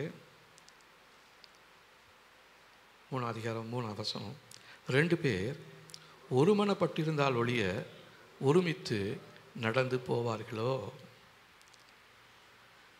இப்போது தேவனுடைய இருதயத்து இவருடைய இருதயமும் ஏனோக்குடைய இருதயமும் ஒருமித்து இருந்தது. எந்த விதமான பிரிவினைகளும் அந்த இடத்துல இல்லை. தேவன் ஒரு யோசனை யோசிக்கிறதும் ஏனோக்கு ஒரு யோசனை யோசிக்கிறதுமா இல்லை. 2 பேருமே ஒருமனப்பட்டு போகும் பொழுது, ஒருமனப்பட்டிருந்தால் ஒழிய ஒருமித்து நடந்து போவார்களோ. இதை பொதுவாக கல்யாண நேரத்தில் இந்த வசனத்தை வாசித்து நிறைய பேர் சொல்லுவாங்க. கணவனும் மனைவியுமா 2 பேரும் ஒரே எண்ணத்தோடு இருக்கும் பொழுது அவங்களுடைய குடும்பம் சந்தோஷமாக போகும். ஒரு சின்ன கருத்து வேறுபாடு வந்துருச்சுன்னா போதும், குடும்பத்தில் கணவனும் மனைவியும், இன்றைக்கி நிறைய குடும்பங்களில் கணவன் மனைவியும் பிரிந்து போயிருக்கிறாங்க. டைவர்ஸ் அப்ளை பண்ணிகிட்ருக்கிறாங்க. எப்போ டைவர்ஸ் கிடைக்குமோன்னு எதிர்பார்த்துட்டு இருக்கிறாங்க. ஆனால் கர்த்தர் நம்முடைய வாழ்க்கையில் நல்ல ஒரு ஏற்ற துணையை கர்த்தர் உருவாக்கியிருக்கிறார். அதனால் நம்ம தேவனுக்கு நாம் நன்றி சொல்லணும். ஒருவேளை உங்களுடைய இருதயத்துக்குள்ளே ஏதாவது கசப்பு இருந்துச்சுன்னா அந்த கசப்பை உங்களுடைய மனைவி மேலேயோ உங்களுடைய புருஷன் மேலேயோ இருக்கிற கசப்பை நீங்கள் இப்போ நீக்கும்படியாக சொல்லி ஜெபிங்க. ஆண்டவரே, நான் உங்களோட நடக்கணும் ஆண்டவரே. ஏனோக்கு நடந்தார், உங்களோடையே நடந்தார், உங்களோட ஒருமித்து நடந்தார். நீங்கள் போகிற திசையில் தானே அவர் போனார். அதை போல் கர்த்தாவே, நீங்கள் எந்த இடத்துல எப்படி நடத்துகிறீங்களோ அப்படி நான் நடக்க என்னை அர்ப்பணிக்கிறேன் என்று சொல்லி தேவ சமூகத்தில் நாம் இந்த நாளில் அர்ப்பணிக்க வேண்டியது மிகவும் அவசியமானதாக இருக்கிறது. இந்த ஏனோக்கை குறித்து இன்னும் கூட நம்ம வாசிக்கும் பொழுது எபிரேயருக்கு எழுதின நிருபத்தில் 11ஆம் அதிகாரத்தில் 5ஆம் வசனம் பாருங்கள். அவன் தேவனுக்கு பிரியமானவன் என்று அவன் எடுத்துக்கொள்ளப்படுவதற்கு முன்னமே சாட்சி பெற்றிருந்தான். நிறைய பேர் இன்றைக்கி செத்து போன பின்னாடி சாட்சி சொல்லுவாங்க. ரொம்ப நல்லவருங்க, தங்கமானவருங்க, அமைதியிலானவருங்க அப்படின்னு சொல்லுவாங்க. ஆனால் இந்த இடத்துல அந்த ஏனோக்கை குறித்து எப்போ சாட்சி சொன்னாங்களாம், அவர் தேவனோடு எடுத்துக்கொள்ளப்படுவதற்கு முன்னமே. அப்படின்னா அவரும் தேவனும் அப்படி ஒரு மனதோடு அப்படியே இணை பிரியாதவர்களாக நடந்தது போல் நீங்களும் நானும் நடக்க வேண்டியது மிகவும் அவசியமாக இருக்கிறது. இந்த நாட்களில் அவ்விதமாக நடக்காத முடியாதபடிக்கு பிசாசு அநேக தந்திரங்களை கொடுத்து நம்முடைய குடும்பத்தை பிரித்து கொண்டிருக்கிறான். கணவன் மனைவியிடையே, பெற்றோர் பிள்ளைகளிடையே, சகோதர சகோதரிகளிடையே, ஊழியக்காரர்களுக்கும் விசுவாசிகளுக்கு இடையில். இது நான் ஏற்கனவே செய்த அந்த பிரசங்கத்தை போலவே இருக்குது இல்லைங்களா? அதனால் நமக்குள்ளே இருக்கிறதான ஒரு ஜீவ தண்ணீர் உள்ள நதி ஓடுது. அது செல்லும் இடமெல்லாம் ஆரோக்கியம் உண்டாகுமா. அது எப்போ நானும் அந்த நதியும் இணைந்து போகிற இடத்துல அது செழிப்பு உண்டாகும், அங்கே வறட்சியே இருக்காது. அதனால் நம்ம இந்த நாட்களில் தேவனோடு இணைந்து நடக்கும்படியாக நம்ம சொல்லி ஜெபிக்க வேண்டும். சங்கீதத்தினுடைய புஸ்தகத்தில்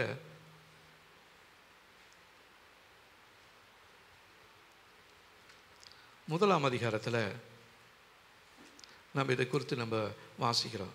சங்கீதம் 1ஆம் அதிகாரம் முதல் 3 வசனங்களை நம்ம வாசிக்க போகிறோம். சேர்ந்து வாசிக்கலாமா? துன்மார்க்கருடைய ஆலோசனைகள் நடவாமலும் பாவிகளுடைய வழியில் நில்லாமலும் பரியாசக்காரர் உட்காரும் இடத்தில் உட்காராமலும் கர்த்தருடைய வேதத்தில் பிரியமாயிருந்து இரவும் பகலும் அவருடைய வேதத்தில் தியானமாக இருக்கிற மனுஷன் பாக்கியவான். அவன் நீர்க்கால்களின் ஓரமாய் நடப்பட்டு தன் காலத்தில் தன் கனியை தந்து இலையுறந்திராதிருக்கிற மரத்தை போலிருப்பான். அவன் செய்வதெல்லாம் வாய்க்கும். இன்றைக்கி நாம் செய்கிற காரியங்கள் எல்லாம் வாய்க்குதா இல்லைன்னா உடஞ்சி போயிடுதா? ஒரு சிலர் சொல்லுவாங்க, நான் ஒரு காரியத்துக்காக முயற்சி பண்ணுறேன், நான் முயற்சி பண்ணுறேன், கிடைக்கிற நேரத்தில் கிடைக்காம போயிடுச்சு. அப்படின்னு என்ன அர்த்தம் அப்படின்னா, தேவனுக்கும் நமக்கும் இடையில் இருக்கிற உறவு எங்கேயோ உடைஞ்சி போயிருக்குது.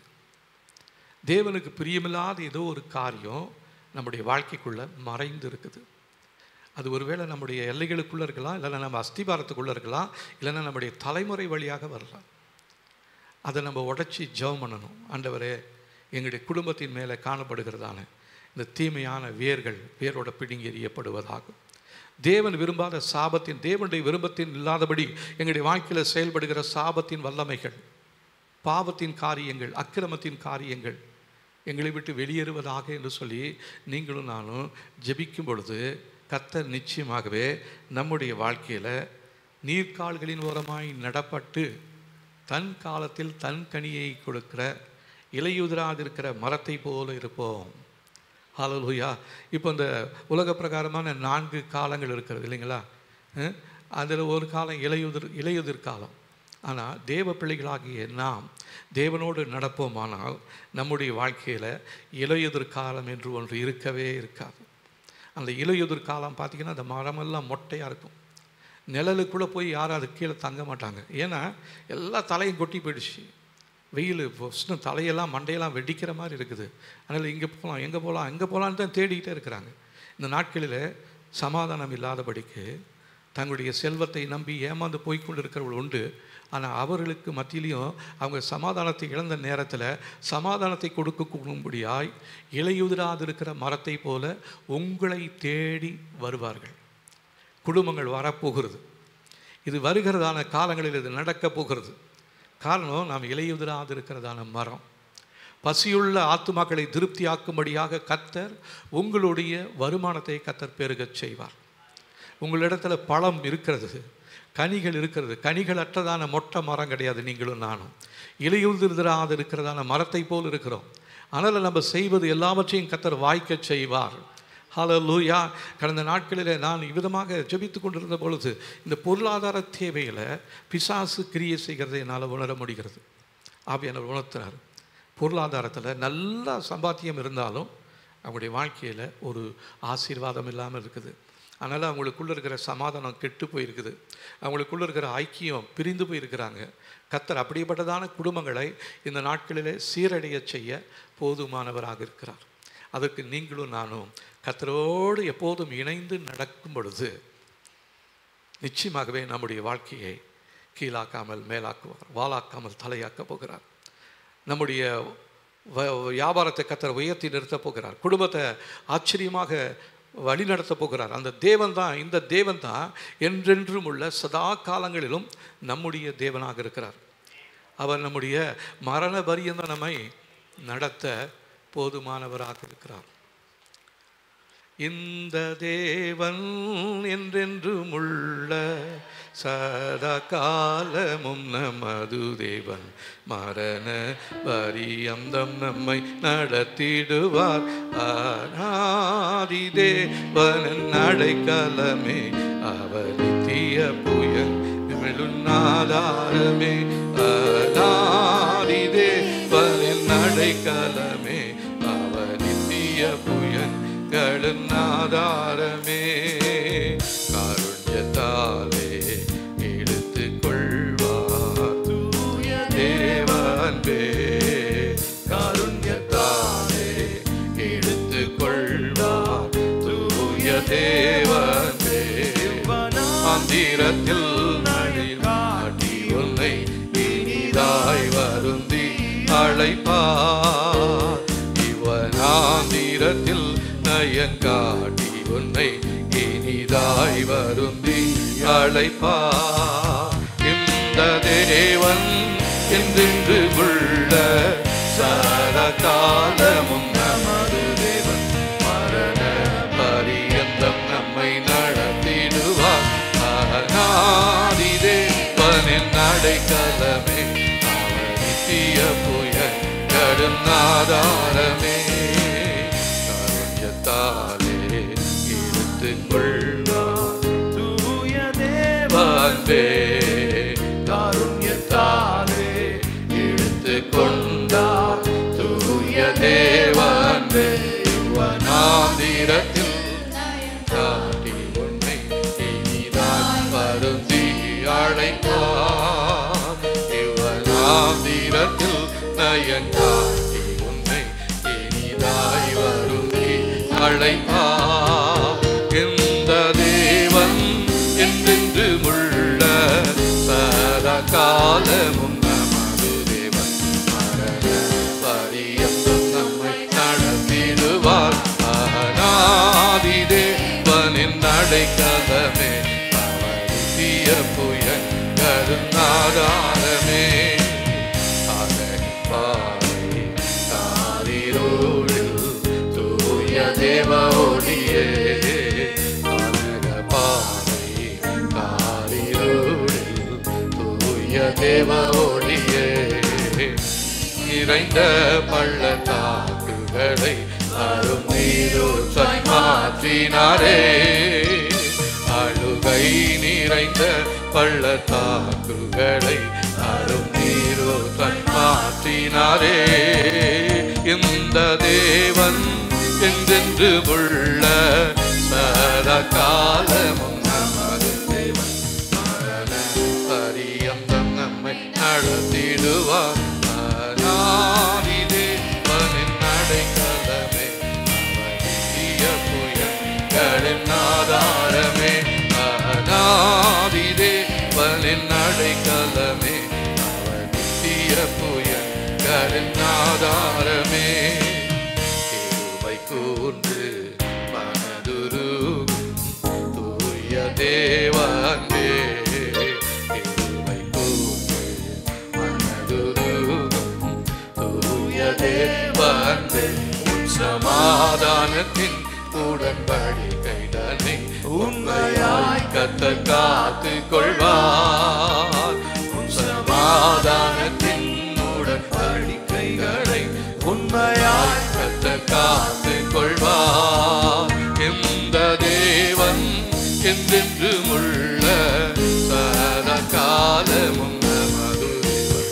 மரண பரியந்தம் நம்மை நடத்திடுவார். அநாதி தேவனின் அடைக்கலமே, அவர் நித்திய புயல் கருநாதாரமே. அநாதி தேவனின் அடைக்கலமே, அவர் நித்திய புயல் கருநாதாரமே. அப்போ தேவனோடு நடப்பதற்காக நம்ம இந்த நாளிலே ஒரு தீர்மானம் எடுக்கணும். இதுக்கு என்ன செய்யறது அப்படின்னா, ரோமருக்கு எழுதின நிருபம் 12ஆம் அதிகாரம்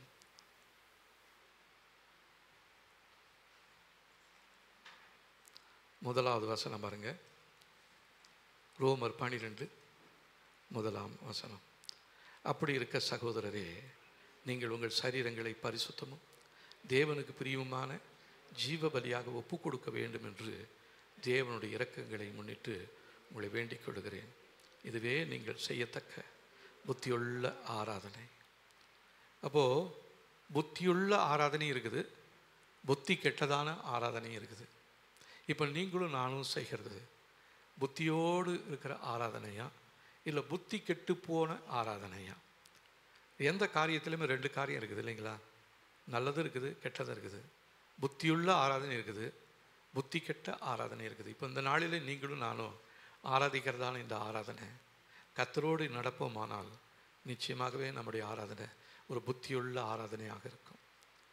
இல்லைன்னா படிக்கிறது ஒன்று இடிக்கிறது ஒன்றுன்னு சொன்ன மாதிரி நம்ம தேவ சமூகத்தில் வந்து வார்த்தைகளை கேட்டாலும் நம்முடைய தனிப்பட்ட வாழ்க்கையில் தேவனுக்கு விரோதமான காரியங்களை செய்து நம்முடைய சரீரத்தில் அவலட்சணமான காரியங்களையும் அசுத்தங்களையும் செய்து கொண்டு சிந்தையில் தீமையான காரியங்களை மற்றவர்களுக்கு கெடுதி செய்யும்படியாக அந்த எண்ணத்தோடு நாம் ஆராதனை செய்வோமானால் நம்முடைய ஆராதனை புத்தி கெட்ட ஆராதனையாக இருக்கும். அது புத்தி இல்லாத ஆராதனையாக இருக்கும்.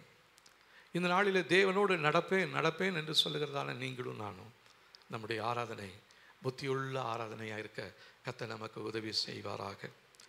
அடுத்ததா மீகா 6 அதிகாரம்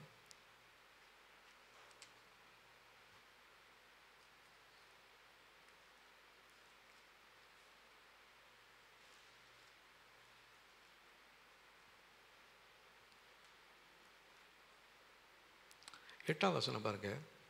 1079 பக்கத்தில் இருக்குது. மனுஷனே, நன்மை என்னதென்று அவர் உனக்கு அறிவித்திருக்கிறார். நியாயம் செய்து இரக்கத்தை சிநேகித்து உன் தேவனுக்கு முன்பாக மனத்தாழ்மையாய் நடப்பதை அல்லாமல் வேறு எண்ணத்தை கர்த்தர் உன்னிடத்தில் கேட்கிறார். நம்மக்கிட்ட கர்த்தர் கேட்கிறது நம்முடைய காணிக்கை அல்ல, நம்முடைய செல்வத்தை அல்ல, நம்முடைய பணத்தை அல்ல. தேவனுக்கு முன்பாக மனத்தாழ்மையாய் நடப்பதை அல்லாமல் வேறு எதையுமே கேட்பது கிடையாது. நம்முடைய இருதயத்துக்குள்ள ஒரு அகந்தை, ஒரு பெருமை இருக்குமானால் அது தேவன் விரும்பாத ஒரு இருதயமாக இருக்கிறது. இப்படி தேவனுக்கு விருப்பமில்லாத ஒரு இருதயத்தோடு இருந்துக்கிட்டு நம்ம எப்படி தேவனோட நடக்க முடியும்?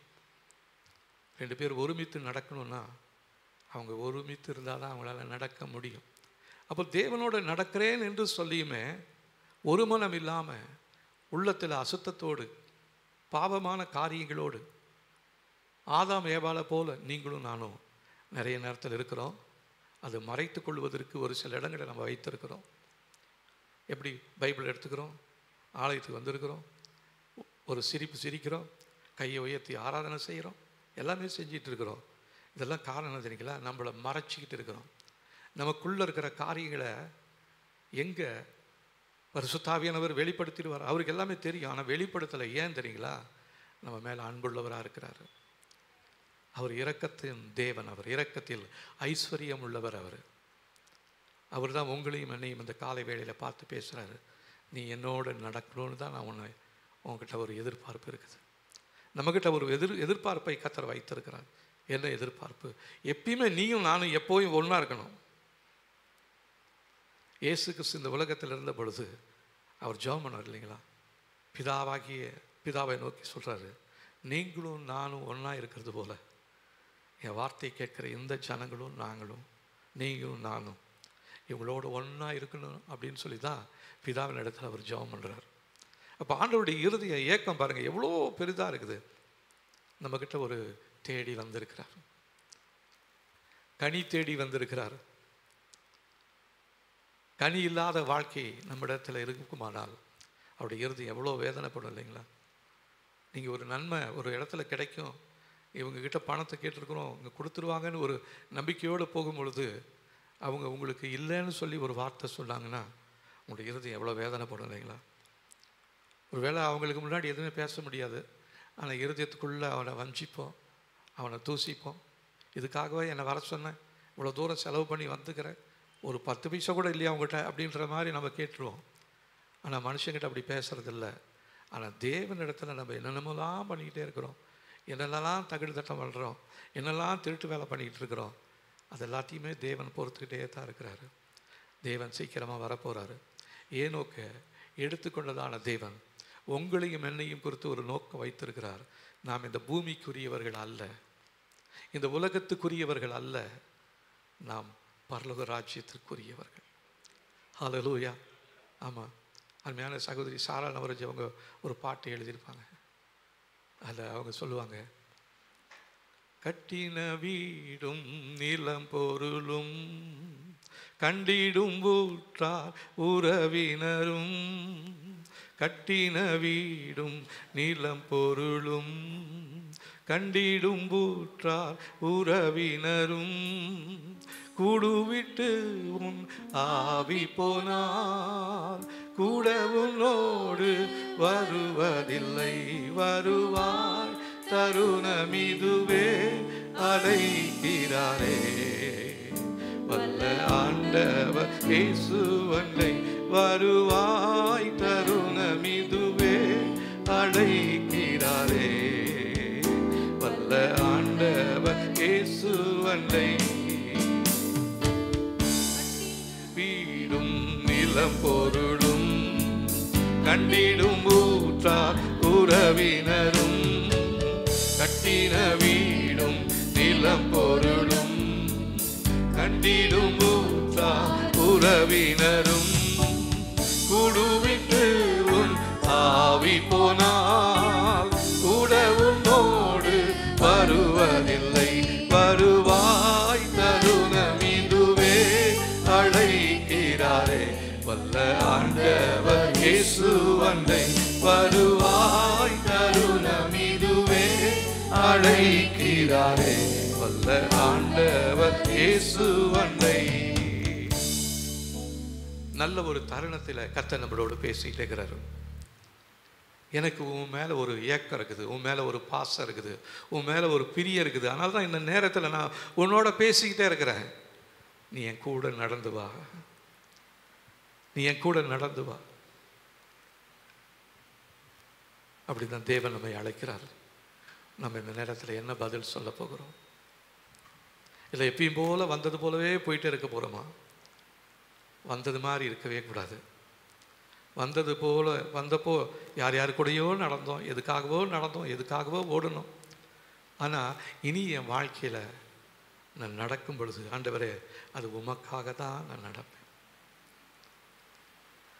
ஃபாதர் பாடுறார் இல்லைங்களா, உமக்காக தான் நான் வாழ்வேன் ஐயா, உமக்காகத்தான் நான் வாழ்வேன் ஐயா. நம்முடைய தீர்மானம் அவ்விதமாக இருக்கணுங்க. ஆண்டவருக்காக வாழணும். அதுதான் நம்முடைய இருதயத்தின் ஏக்கமாக இருக்கணும். இருதயத்தின் துடிப்பு ஒவ்வொரு நிமிடமும் நம்முடைய இருதயம் துடித்து கொண்டு இருக்கிறது. நிறைய பேருக்கு இருதயம் இருக்கிறதே தெரியல, இருதயம் துடிக்கிறது கூட தெரியல. இருதயம் துடிக்கிறதுனால தான் இந்த இடத்துல நம்ம ஜீவனோட இருக்கிறோம். இருதயம் துடிக்காமல் நின்று போயிருந்தா எங்கேயும் கீழே கிடந்திருப்பேன், தூக்கி என்னை குழியில் போட்டிருப்பாங்க, மறந்து போயிருப்போம். ஆனால் கர்த்தர் நம்முடைய நினைச்சிருக்கிறாரு, நம்ம கூடவே அவர் இருக்கிறாரு. நான் சிறுமியும் எளிமையுமானவன் கர்த்தரோ என் நினைவாகவே இருக்கிறாரா. ஏன் என் கூடவே நடந்து பார்ப்போம்.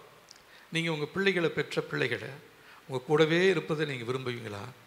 இல்லை பிள்ளையை விட்டுட்டு தூரமாக இருக்கணும்னு நீங்கள் விரும்புவீங்களா? யாருமே விரும்ப மாட்டோம். ஒரு சிலர் தங்களுடைய நெருக்கடி நிமித்தமாக, பொருளாதார தேவைகள் நிமித்தமாக அவங்க குடும்பத்தை விட்டுட்டு தூர இடத்துல போய் அவங்க வேலை செஞ்சு பணத்தை அனுப்பிச்சிட்டே இருக்கிறாங்க. ஆனால் இங்கே இருக்கிற பிள்ளை, இங்கே இருக்கிற மனைவி அதை உணர முடியாமல் இவங்க தாந்தோணித்தனமாக தங்களுடைய குடும்பத்தை நடத்தி கொண்டு இருக்கிறவர்களும், தங்களுடைய விருப்பத்துக்கு நேராக இயங்கி கொண்டிருக்கிற பிள்ளைகளும் நிறைய பேர் உண்டு. இப்போ நம்முடைய தேவன் பரலோகத்தில் இருக்கிறாரு, நமக்குள்ளே இருக்கிறாரு, நம்மளை 24 மணி நேரமும் பார்த்துக்கிட்டே இருக்கிறாரு. கர்த்தருடைய கண்கள் பூமியை உலாவிக் கொண்டு இருக்கிறது. அப்போ நாம் அவரை பார்க்குறதே இல்லை. யோசேப்பு இதை அறிந்ததுனால தான் பாவம் செய்யக்கூடிய சூழ்நிலை யோசேப்புக்கு வந்த பொழுதும் அவர் சொல்கிறார், நான் தேவனுக்கு முன்பாக எவ்விதமாக இந்த பாவத்தை நான் செய்வேன்னு சொல்லி. காரணம் அவருக்குள்ள ஒரு யோசனை இருந்துச்சு, என் தேவன் என்னை பார்த்து கொண்டிருக்கிறார். இப்போ நம்ம எங்கே நடந்தாலும் எங்கே போனாலும் நமக்குள்ள ஒரு எண்ணம் இருக்கணும், என் தேவன் என்னை பார்த்து கொண்டிருக்கிறார். வீட்டில் ஒரு மாதிரி, வெளியில் ஒரு மாதிரி, ஆலயத்துக்குள்ளே இருக்கிற ஒரு மாதிரி, வீட்டுக்கு போகும்பொழுது ஒரு மாதிரி. அப்படிலாம் இருக்கும் பொழுது நம் தேவனோடு நடக்கிறவளாக இல்லைங்க. தேவனோடு நடக்கணும். அப்போ தான் அவர் நம்மளோட எடுத்துக்கொள்ளப்படுவார். வருகை குறித்து நம்ம பேசுகிறோம், நிறைய இடத்துல வருகை குறித்து நமக்கு நினைப்பே இல்லை. அவர் வந்தால் வரட்டுங்க, வரப்போ பார்த்துக்கலாங்க. இன்னும் ஒரு சில என்ன சொல்லுவாங்க தெரியுங்களா, நீங்கள் இருக்கிறீங்களே, நீங்கள் போகும்பொழுது அப்படியே உங்கள் காலை பிடிச்சிக்கிட்டு நானும் வந்துடுவேன் அப்படின்வாங்க. என்கிட்ட அப்படி நிறைய பேர் சொல்லிக்கிறாங்க. நீங்கள் நல்லா ஜெபம் பண்ணுறீங்க, ஊழியம் பண்ணுறீங்க, உங்களை நிச்சயமாக ஆண்டவர் விட்டு போக மாட்டார். நான் பக்கத்தில் அப்படியே கப்புன்னு உங்கள் காலை பிடிச்சிக்கிட்டேன்னா என்னையும் அப்படியே ஆண்டவர் சேர்த்துட்டு போயிடுவார். ஆண்டவர் அப்படியேப்பட்டவரா? ஆண்டவருக்கு தெரியும் நம்முடைய இருதயம் எப்படிப்பட்டதுன்னு. ஏன் காலை பிடிச்சிக்கிட்டு வரணும்? நீங்கள் தேவனுடைய காலை பிடிச்சிக்கங்க, அவருடைய இருதயத்துக்கு ஏற்றபடி உங்களுடைய இருதயத்தை நீங்கள் ஒப்பு கொடுங்க, நிச்சயமாகவே உங்களை கைவிடவே மாட்டார்.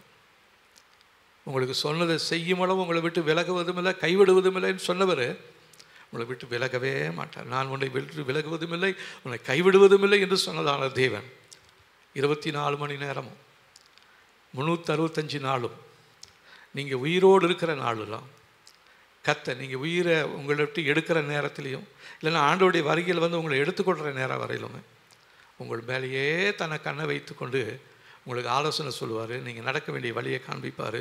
உங்களுக்கு குழப்பம் தேவையில்லை. குழம்பி இருக்கிறீங்கன்னா நீங்கள் தேவனோடு நடக்கலைன்னு சொல்லி அர்த்தம். கலக்கம் இருக்குதுன்னா உங்களுடைய வாழ்க்கையில் தேவனோடு நடக்கலைன்னு சொல்லி அர்த்தம். தேவனை எங்கே விட்டுட்டீங்க? அவரை இருக்க பிடிச்சிக்குங்க. அவரோடு சொல்லுங்கள், ஆண்டவரே உம்மோடு இருப்பது தான் என்னுடைய உள்ளத்தின் வாஞ்சை ஐயா. ஸ்தோத்திரம். நம்ம சொல்லலாமா?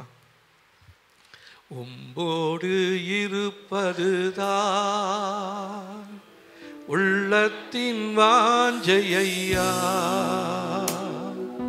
உம் சித்தம் செய்வதுதான் இதயத்தின் ஏக்கமையா.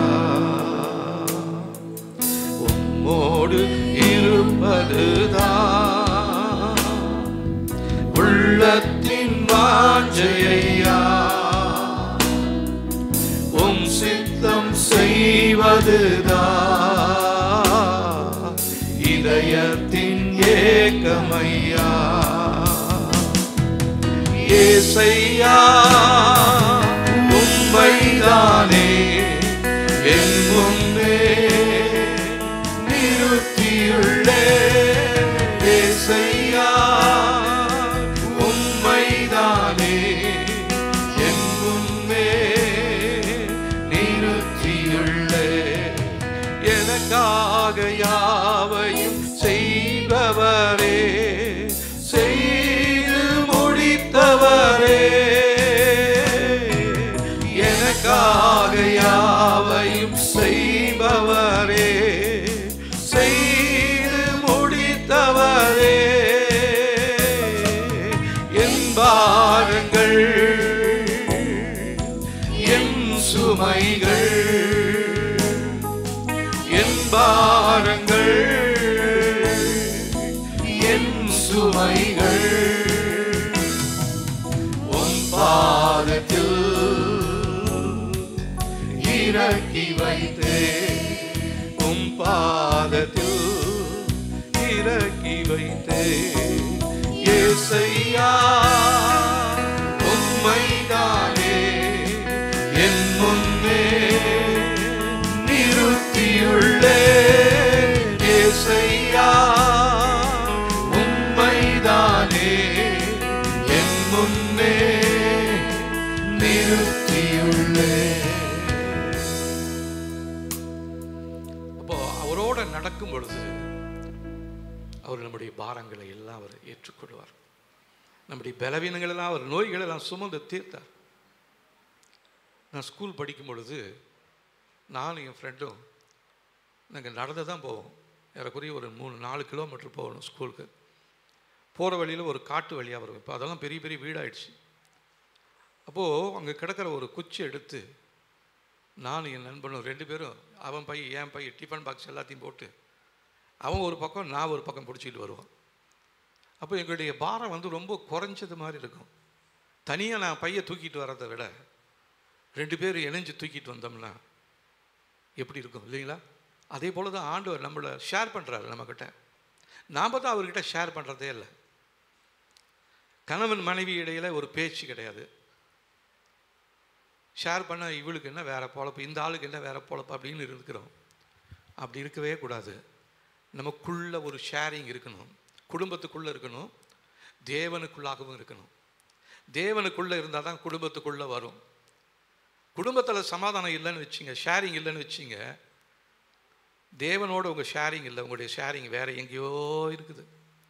வேறு யாரையோடையோ உங்களுக்கு ஷேர் பண்ணிக்கிட்டே இருக்கிறீங்க. அதனால தான் குடும்பத்துக்குள்ளே வந்தவொடனே உங்களுக்கு குடும்பத்தை பார்த்தவனே ஒரு எரிச்சல், ஒரு டென்ஷன் இருப்பதற்கு காரணம் இவருடைய ஷேரிங் வேறு எங்கேயோ இருக்குது. நம்முடைய ஷேரிங், நம்முடைய பங்குதாரர் கர்த்தராக இருப்போம் பொழுது நாம் தேவனோடு நடப்போங்க. இப்போ நானும் அந்த நண்பனும் ஒருவேளை குச்சை வச்சுக்கிட்டு அவன் ஒரு பக்கம் இழுக்க, நான் ஒரு பக்கம் இழுக்க, இப்படி பண்ணோம்னா எங்கள் பை பிச்சுக்கிட்டு விழுந்திருக்கும். எங்களால் போய் சேர வேண்டிய இடத்துக்கு, வீட்டுக்கு வந்து சேர்ந்துருக்க முடியாது, ஸ்கூலுக்கு போய் சேரவே முடியாது. அந்த நாட்களில் நாங்கள் அப்படி தான் வந்தோம். அதை நினைக்கிறேன் நான். அப்போ எனக்கும் அவனுக்கும் இடையில் ஒரு மனம் இருந்துச்சு. 2 பேருமே எங்கள் வீட்டுக்கு போகணும், இந்த டைரெக்ஷனில் தான் இருக்குது, ஸ்கூலுக்கு போகணும், இந்த டைரெக்ஷனில் தான் இருக்குதுன்னு சொல்லி 2 பேருமே ஒருமனப்பட்டுக்கிட்டு போயிட்டே இருந்தோம். அந்த குச்சியை பிடிச்சிக்கிட்டே போனோம். குச்சிக்கு நடுவில் எங்களுடைய வெயிட்டெல்லாம் தாங்கிக்கிட்டு, அந்த ரெண்டு பேருடைய வெயிட்டையும் அந்த குச்சி தாங்கிக்கிட்டே இருந்துச்சு. நாங்கள் ஒரு கையை வச்சு மாத்திரை பிடிச்சிட்டு எளிதாக போயிட்டே இருந்தேன். அந்த பக்கத்தில் இருக்கிற அவன் தன்னுடைய ஒரு கையை வச்சுக்கிட்டு அவன் எளிதாக வந்துக்கிட்டே இருந்தான். இதுதான் இன்றைக்கி நம்முடைய வாழ்க்கையில் தேவனோடு இணைந்து நடக்கணும்னு சொன்னால், நமக்கும் அவருக்கும் இடையில் எந்த விதமான ஒளிவு மறைவும் இருக்கவே கூடாது. நிறைய பேர் கர்த்தருக்கு மறைத்து வாழ்கிறோம். நம்ம நினைக்கிறோம் கர்த்தருக்கு மறைஞ்சிடுச்சின்னு. ஆதாமும் ஏவாளும் நினச்சாங்க, இந்த அத்தி மரத்துக்கு பின்னாடி போய் ஒளிஞ்சிக்கலாம், கர்த்தருடைய பார்வை என் மேலே விழாதுன்னு சொல்லி.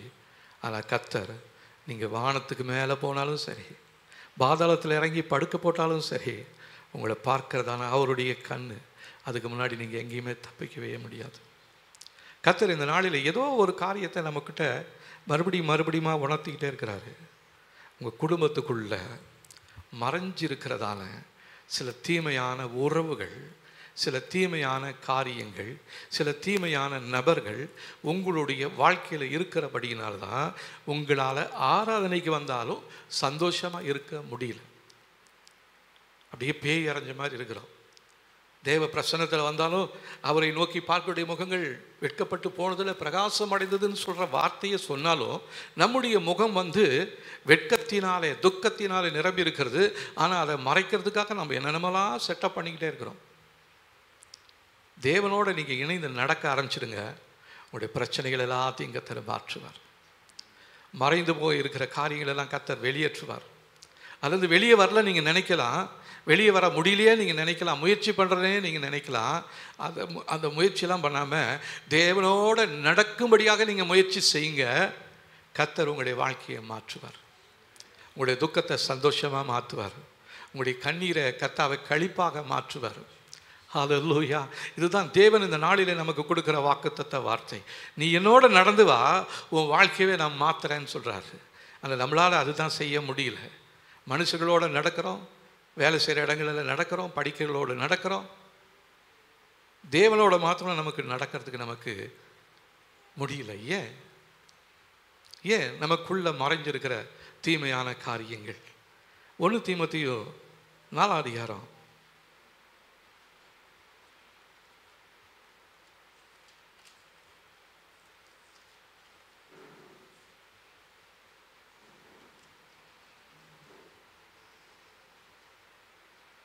1 தீமோத்தேயு 4 அதிகாரம் 7-8 வசனங்களை வாசிக்கலாம் பாருங்க. 288 பக்கத்தில் இருக்குது. சீர்கேடும் கிழவிகள் பேச்சுமா இருக்கிற கட்டுக்கதைகளுக்கு விலகி தேவ பக்திக்கு ஏதுவாக முயற்சி பண்ணு. சரீர முயற்சி அற்ப பிரயோஜனம் உள்ளது. தேவ பக்தியானது இந்த ஜீவனுக்கும் இதற்கு பின்வரும் ஜீவனுக்கும் வாக்குத்தத்தம் உள்ளதாகியால் எல்லாவற்றிலும் பிரயோஜனம் உள்ளதாக இருக்கிறது. அப்போ நம்ம என்ன பண்ணணும் அப்படின்னா, சீர்கேடுகளுக்கும் கிழவி பேச்சுகளுக்கும் நம்ம என்ன பண்ணணும், விலகி இருக்கணும். அப்படி விலகி இருந்தால் இந்த ஜீவனுக்கும் இதற்கு பின்வரும் ஜீவனுக்கும், இந்த உலகத்திலும் இதற்கு பின்வருகிறதான பரலோகத்திற்கும் கொண்டு போகும் பொழுது அது மிகவும் பிரயோஜனம் உள்ளதாக இருக்கும். ஆகவே மனிதர்களோடு நடப்பதினால நமக்கு எந்த பிரயோஜனமும் இல்லை. தேவனை விட்டு விலகி அவனை பிரியப்படுத்தலாம், மனுஷனை பிரியப்படுத்தலாம் அப்படின்னு சொல்லி நீங்கள் அவரை விட்டு விலகி உங்களுடைய நடக்கை மனிதனோடு இருக்குமானால் அது உங்களுக்கு இந்த உலகத்திலையுமே உங்களுக்கு பிரயோஜனம் கிடையாது. இனி போகிற உலகத்திலே உங்களுக்கு பிரயோஜனமே இருக்காது. அங்கே போனாலும் நம்ம வெளியே தான் நின்றுக்கிட்டு இருப்போம். ஆண்டவரே திறங்க, ஆண்டவரே உங்கள் நாமத்தினால் ஜெபம் பண்ணனே, உங்களுடைய நாமத்தினால் பேய் ஓட்டினே, பிசாசை ஓட்டினே. கர்த்தர் சொல்வார், நீ யாருன்னே தெரியாதுன்னுடுவார்.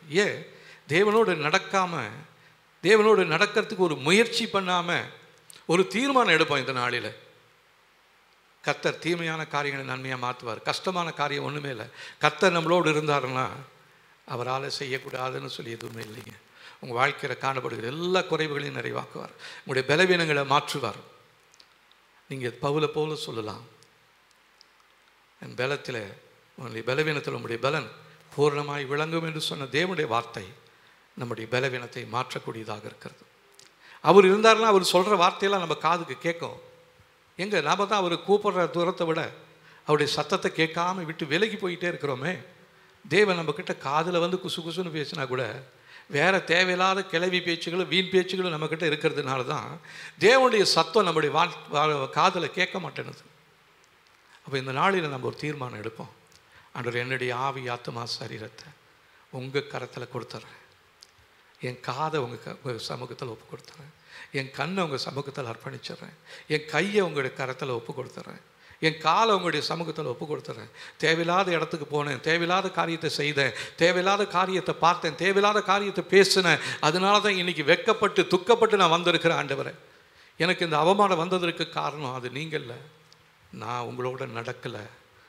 நான் மனுஷரோட என் மனசு சொல்கிறபடி நான் நடந்துக்கிட்டே இருந்தேன். அதனால தான் எனக்கு இந்த துக்கமும் துன்பமும் வந்துடுச்சு.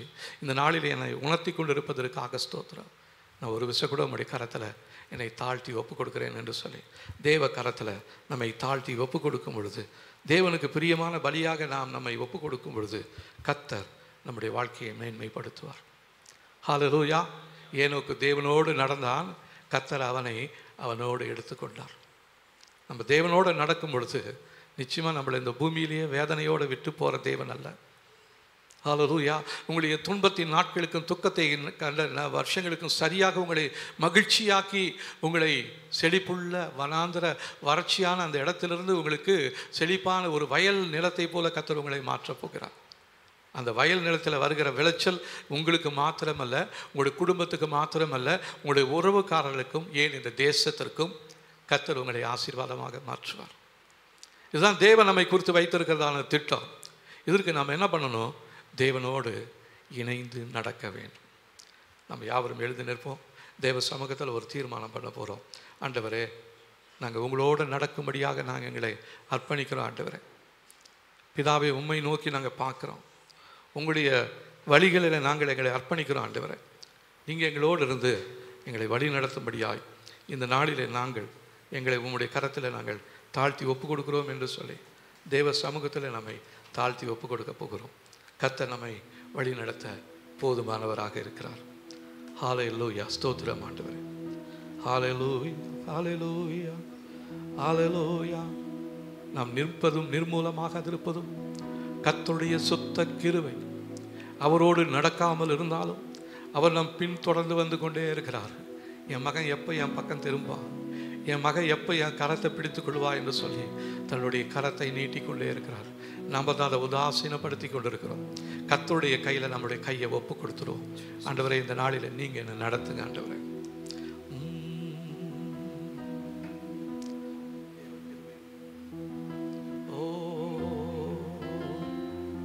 அவருடைய கிருபை நமக்கு போதுமானதாக இருக்கிறது.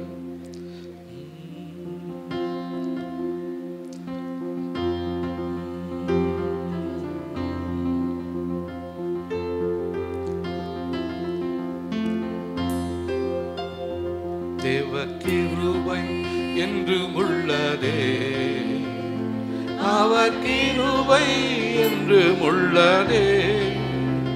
அவரை போற்றி துதித்து பாடி அல்லேலூயா என்றார் பரிபோ.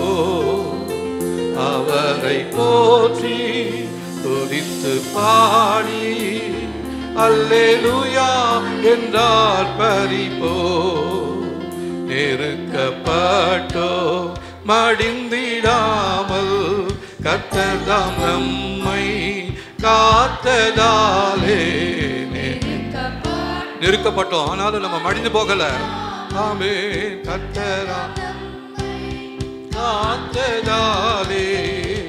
அவர் நல்லவர், அவர் வல்லவர், அவர் கிருபை என்று உள்ளதே. அவர் நல்லவர், அவர் வல்லவர், அவர் கிருபை என்று உள்ளதே. தேவ கிருபை என்று உள்ளதே, அவர் கிருபை என்று உள்ளதே.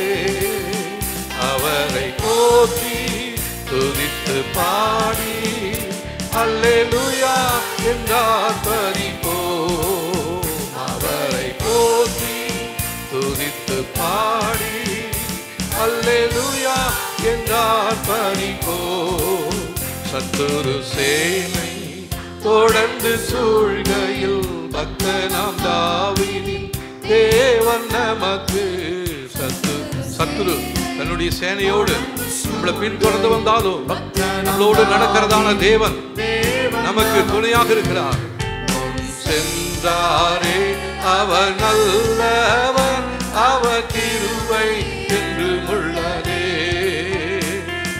சென்றாரே அவர் நல்லவர், அவர் கிருபை என்று உள்ளதே. தேவ கிருபை என்று உள்ளதே, அவர் கிருபை என்று உள்ளதே. அவரை போற்றி துதித்து பாடி அல்லேலூயா என்றால் மரிப்போ. அவரை போற்றி துதித்து பாடி அல்லேலூயா என்றால் மரிப்போ. அக்கினி சோதனை நம்மை பட்சிக்க வந்தாலும் முட்செடி தண்ணில் தோன்றியதான தேவன் நம்மை பாதுகாக்க போதுமானவராக இருக்கிறார். சோதனை பட்சிக்க வந்தும் முட்செடி தண்ணில் தோன்றிய தேவன் பாதுகாத்தாரே. அவர் நல்லவர், அவர் கிருபை என்று உள்ளதே. பாதுகாத்தாரே அவர் நல்லவர், அவர் கிருபை என்று உள்ளதே. தேவ கிருபை என்று உள்ளதே, அவர் கிருபை என்று உள்ளதே. அவரை போற்றி துதித்து பாடி அல்லேலூயா என்றால் மரிப்போ. அவரை போற்றி துதித்து பாடி அல்லேலூயா என்றால் மரிப்போ. காரிருள் போன்ற கஷ்டங்கள் காரிருள் போன்றதான கஷ்டங்கள் நமக்கு ஒளியாக இருக்கிறார். காரிருள் போன்ற கஷ்டங்கள் வந்தும் ஆரினில் அவரின் பாதையில் ஒளியாய் என்னை நடத்தினாரே. அவர் நல்லவர், அவர் கிருபை என்று உள்ளதே. என்னை நடத்தினாரே, அவர் நல்லவர், அவர் கிருபை என்று உள்ளதே. தேவ கிருபை என்று உள்ளதே, அவர் கிருபை என்று உள்ளதே. அவரை போற்றி துதித்து பாடி அல்லேலூயா என்றால் மரிப்போ. அவரை போற்றி துதித்து பாடி அல்லேலூயா என்றால் மரிப்போ. கர்த்தரோடு நாம் நடக்கும் பொழுது என்னதான் நெருக்கம் வந்தாலும் அதில் நம்ம அழிந்து போகிறதே கிடையாது. எப்பக்கம் நெருக்கப்பட்டாலும் நாம் ஒடுங்கி போவதே கிடையாது. காரணம், நாம் கர்த்தரோடு நடக்கிறோம். அவர் நம் முன் செல்கிறார், அவர் நம் பின்புறம் இருந்து பாதுகாக்கிறார். அவர் நமது வலதுபுறமாக இருக்கிறார், இடதுபுறமாக இருக்கிறார், மேலிருந்து பாதுகாக்கிறார். கீழிருந்து பாதாள வல்லமைகள் நம்மை தாக்காதபடிக்கு கர்த்தருடைய பிரசன்னம் நம்மை சூழ்ந்து கொள்ளுகிறது. ஆகவே எப்பக்கம் நெருக்கப்பட்டாலும் நாம் ஒடுங்கி போவது இல்லை. ஓ ஹல்லேலூயா. நீர் எங்களுடைய கோட்டையும் அரணுமாய் இருப்பதற்காக நன்றி ஆண்டவரே. ஹல்லேலூயா. நாங்கள் உம்மோடு நடக்கும்படியாக இந்த நாளிலே நாங்கள் ஆண்டவரே தீர்மானம் எடுத்திருக்கிறோம். அந்த தீர்மானத்தில் நிலைத்திருக்க கர்த்தர் எங்களுக்கு உதவி செய்யுங்க ஆண்டவரே. ஹல்லேலூயா, ஹல்லேலூயா, ஹல்லேலூயா, ஹல்லேலூயா, ஹல்லேலூயா. நன்றி சொல்லுகிறோம், நன்றி சொல்லுகிறோம். நன்றி, நன்றி, நன்றி, நன்றி. ஹல்லேலூயா, ஹல்லேலூயா. நன்றியோடு நாங்கள் உம்மை துதிக்கிறோம், துதிக்கிறோம். ஹல்லேலூயா,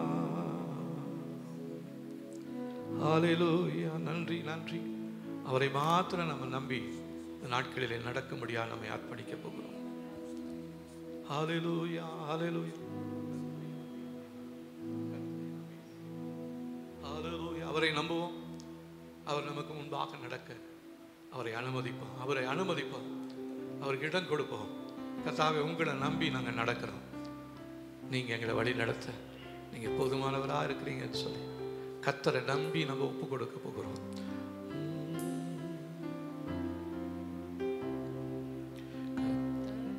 நம்பியே ஜீவிப்போம், கவலை கஷ்டங்கள் தீர்ந்திடும், கைவிடா காத்திடும் பரமனின் கரங்களை நாம் பற்றிக் கொள்வோம்.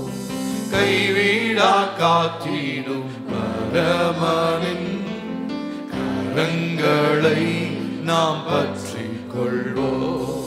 கர்த்தரை நம்பியே ஜீவிப்போம், கவலை கஷ்டங்கள் தீர்ந்திடும், கைவிடா காத்திடும் பரமனின் கரங்களை நாம் பற்றிக் கொள்வோம். கைவிடா காத்திடும் பரமனின் கரங்களை நாம் பற்றிக் கொள்வோம். ஜீவதேவர் பின் செல்லுவோம், ஜீவ ஒளிதனை கண்டடைவோம். ஜீவதேவர் பின் செல்லுவோம், ஜீவ ஒளிதனை கண்டடைவோம். மனதின் காரிருள் நீங்கிடவே சமாதானம் தங்கும், மனதின் காரிருள் நீங்கிடவே சமாதானம் தங்கும். கர்த்தரை நம்பியே ஜீவிப்போம், கவலை கஷ்டங்கள் தீர்ந்திடும், கைவிடா காத்திடும் பரமனின் கரங்களை நாம் பற்றிக் கொள்வோம். கைவிடா காத்திடும் பரமனின் கரங்களை நாம் பற்றிக் கொள்வோம். உண்மை வாடி நடந்திடும், உத்தமனுக்கென்றும் கர்த்தர் துணை. உண்மை வாடி நடந்திடும், உத்தமனுக்கென்றும் கர்த்தர் துணை. கண்களவன் மீது வைத்திடுவார், கருத்தாய் காத்திடுவார். கண்களவன் மீது வைத்திடுவார், கருத்தாய் காத்திடுவார். கர்த்தரை நம்பியே ஜீவிப்போம், கவலை கஷ்டங்கள் தீர்ந்திடும், கைவிடா காத்திடும் பரமனின் கரங்களை நாம் பற்றிக் கொள்வோம்.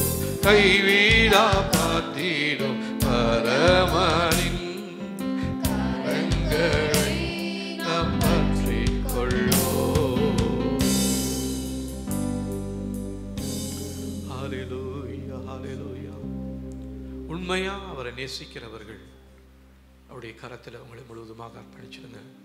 உங்களுடைய குடும்பத்தை, உங்களுடைய சந்ததியை, உங்களுடைய தொழிலை, உங்களுடைய எதிர்காலத்தை எல்லாத்தையும் கர்த்தருடைய கரத்தில் ஒப்பு கொடுத்துருவோம். ஆண்டவரே, இனி நீங்கள் காட்டுகிற பாதையில் நாங்கள் நடப்போம். உங்களை மாத்திரம் பின் செல்கிறோம் ஆண்டவரே.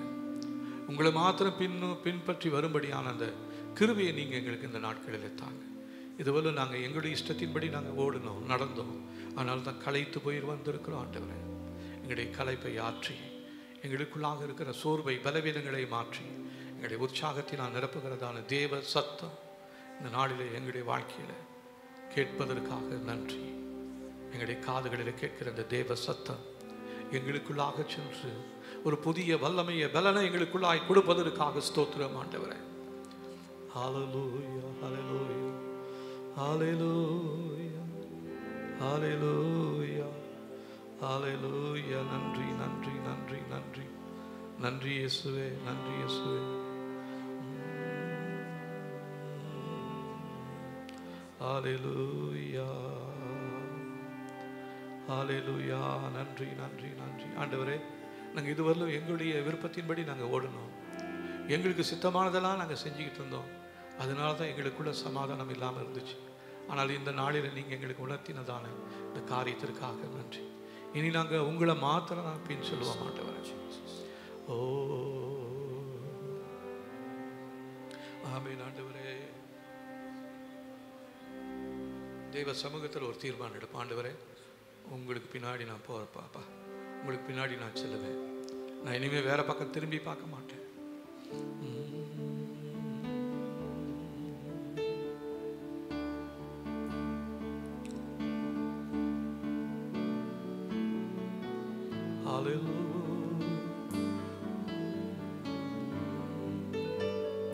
இயேசுவின் பின்னால் நான் செல்வேன், திரும்பி பார்க்க மாட்டேன், திரும்பி பார்க்க மாட்டேன். இயேசுவின் பின்னால் நான் செல்வேன், திரும்பி பார்க்க மாட்டேன், திரும்பி பார்க்க மாட்டேன். சிலுவையை முன்னா உலகமே பின்னா, சிலுவையின் முன்னா உலகமே பின்னா. இயேசு சிந்திய இரத்தத்தினாலே என்றும் விடுதலையே, இயேசு சிந்திய இரத்தத்தினாலே என்றும் விடுதலையே. உலகத்தின் பெருமை செல்வத்தின் பற்று எல்லாம் உதறிவிட்டே, எல்லாத்தையும் உதறி விடுவோம். செல்வத்தின் பற்று எல்லாம் உதறிவிட்டே, உடற்கொருளாவி உடைமைகள் யாவும் ஒப்பு கொடுத்து விட்டே. நம்முடைய ஆவி ஆத்மா சரீரத்தை கர்த்தருடைய கரத்துல ஒப்பு கொடுத்துருவோம். கொடுத்து விட்டே. நான் அவர் ஆலயம், எனக்குள்ளே இயேசு. நான் அவர் ஆலயம், எனக்குள்ளே இயேசு. என்ன நடந்தாலும் எவ்வேளையிலும் எப்போதும் துதித்திடுவே. என்ன நடந்தாலும் எவ்வேளையிலும் எப்போதும் துதித்திடுவே. இயேசுவின் பின்னால் நான் செல்வேன், திரும்பி பார்க்க மாட்டேன், திரும்பி பார்க்க மாட்டேன். இயேசுவின் பின்னால் நான் செல்வேன், திரும்பி பார்க்க மாட்டேன், திரும்பி பார்க்க மாட்டேன். இந்த தீர்மானத்தோடு இயேசுவின் பாதையில் நம் பின்பற்றி நடப்போம்.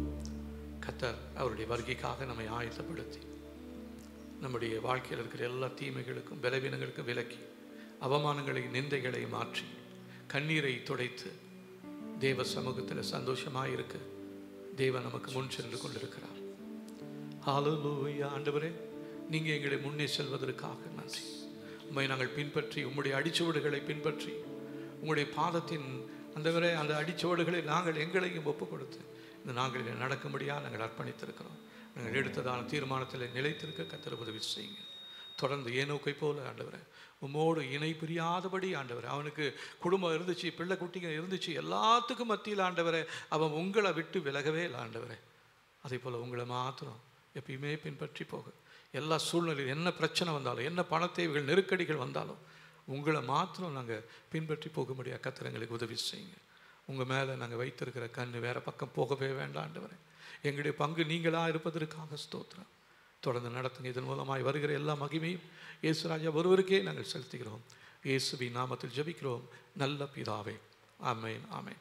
நம்முடைய கர்த்தராகிய இயேசு கிறிஸ்துவின் கிருபையும் பிதாவாகிய தேவனுடைய அன்பும் ஆவியானுடைய காவலும் ஐக்கியமும் அந்யோன்யமும் இன்றும் என்றும் சதா காலங்களிலும் நம் அனைவரோடும் இருப்பதாக. ஆமென், ஆமென், ஆமென். ஸ்தோத்திரம். கர்த்தர் நம்மை ஆசீர்வதிப்பாராக. ஸ்தோத்திரம்.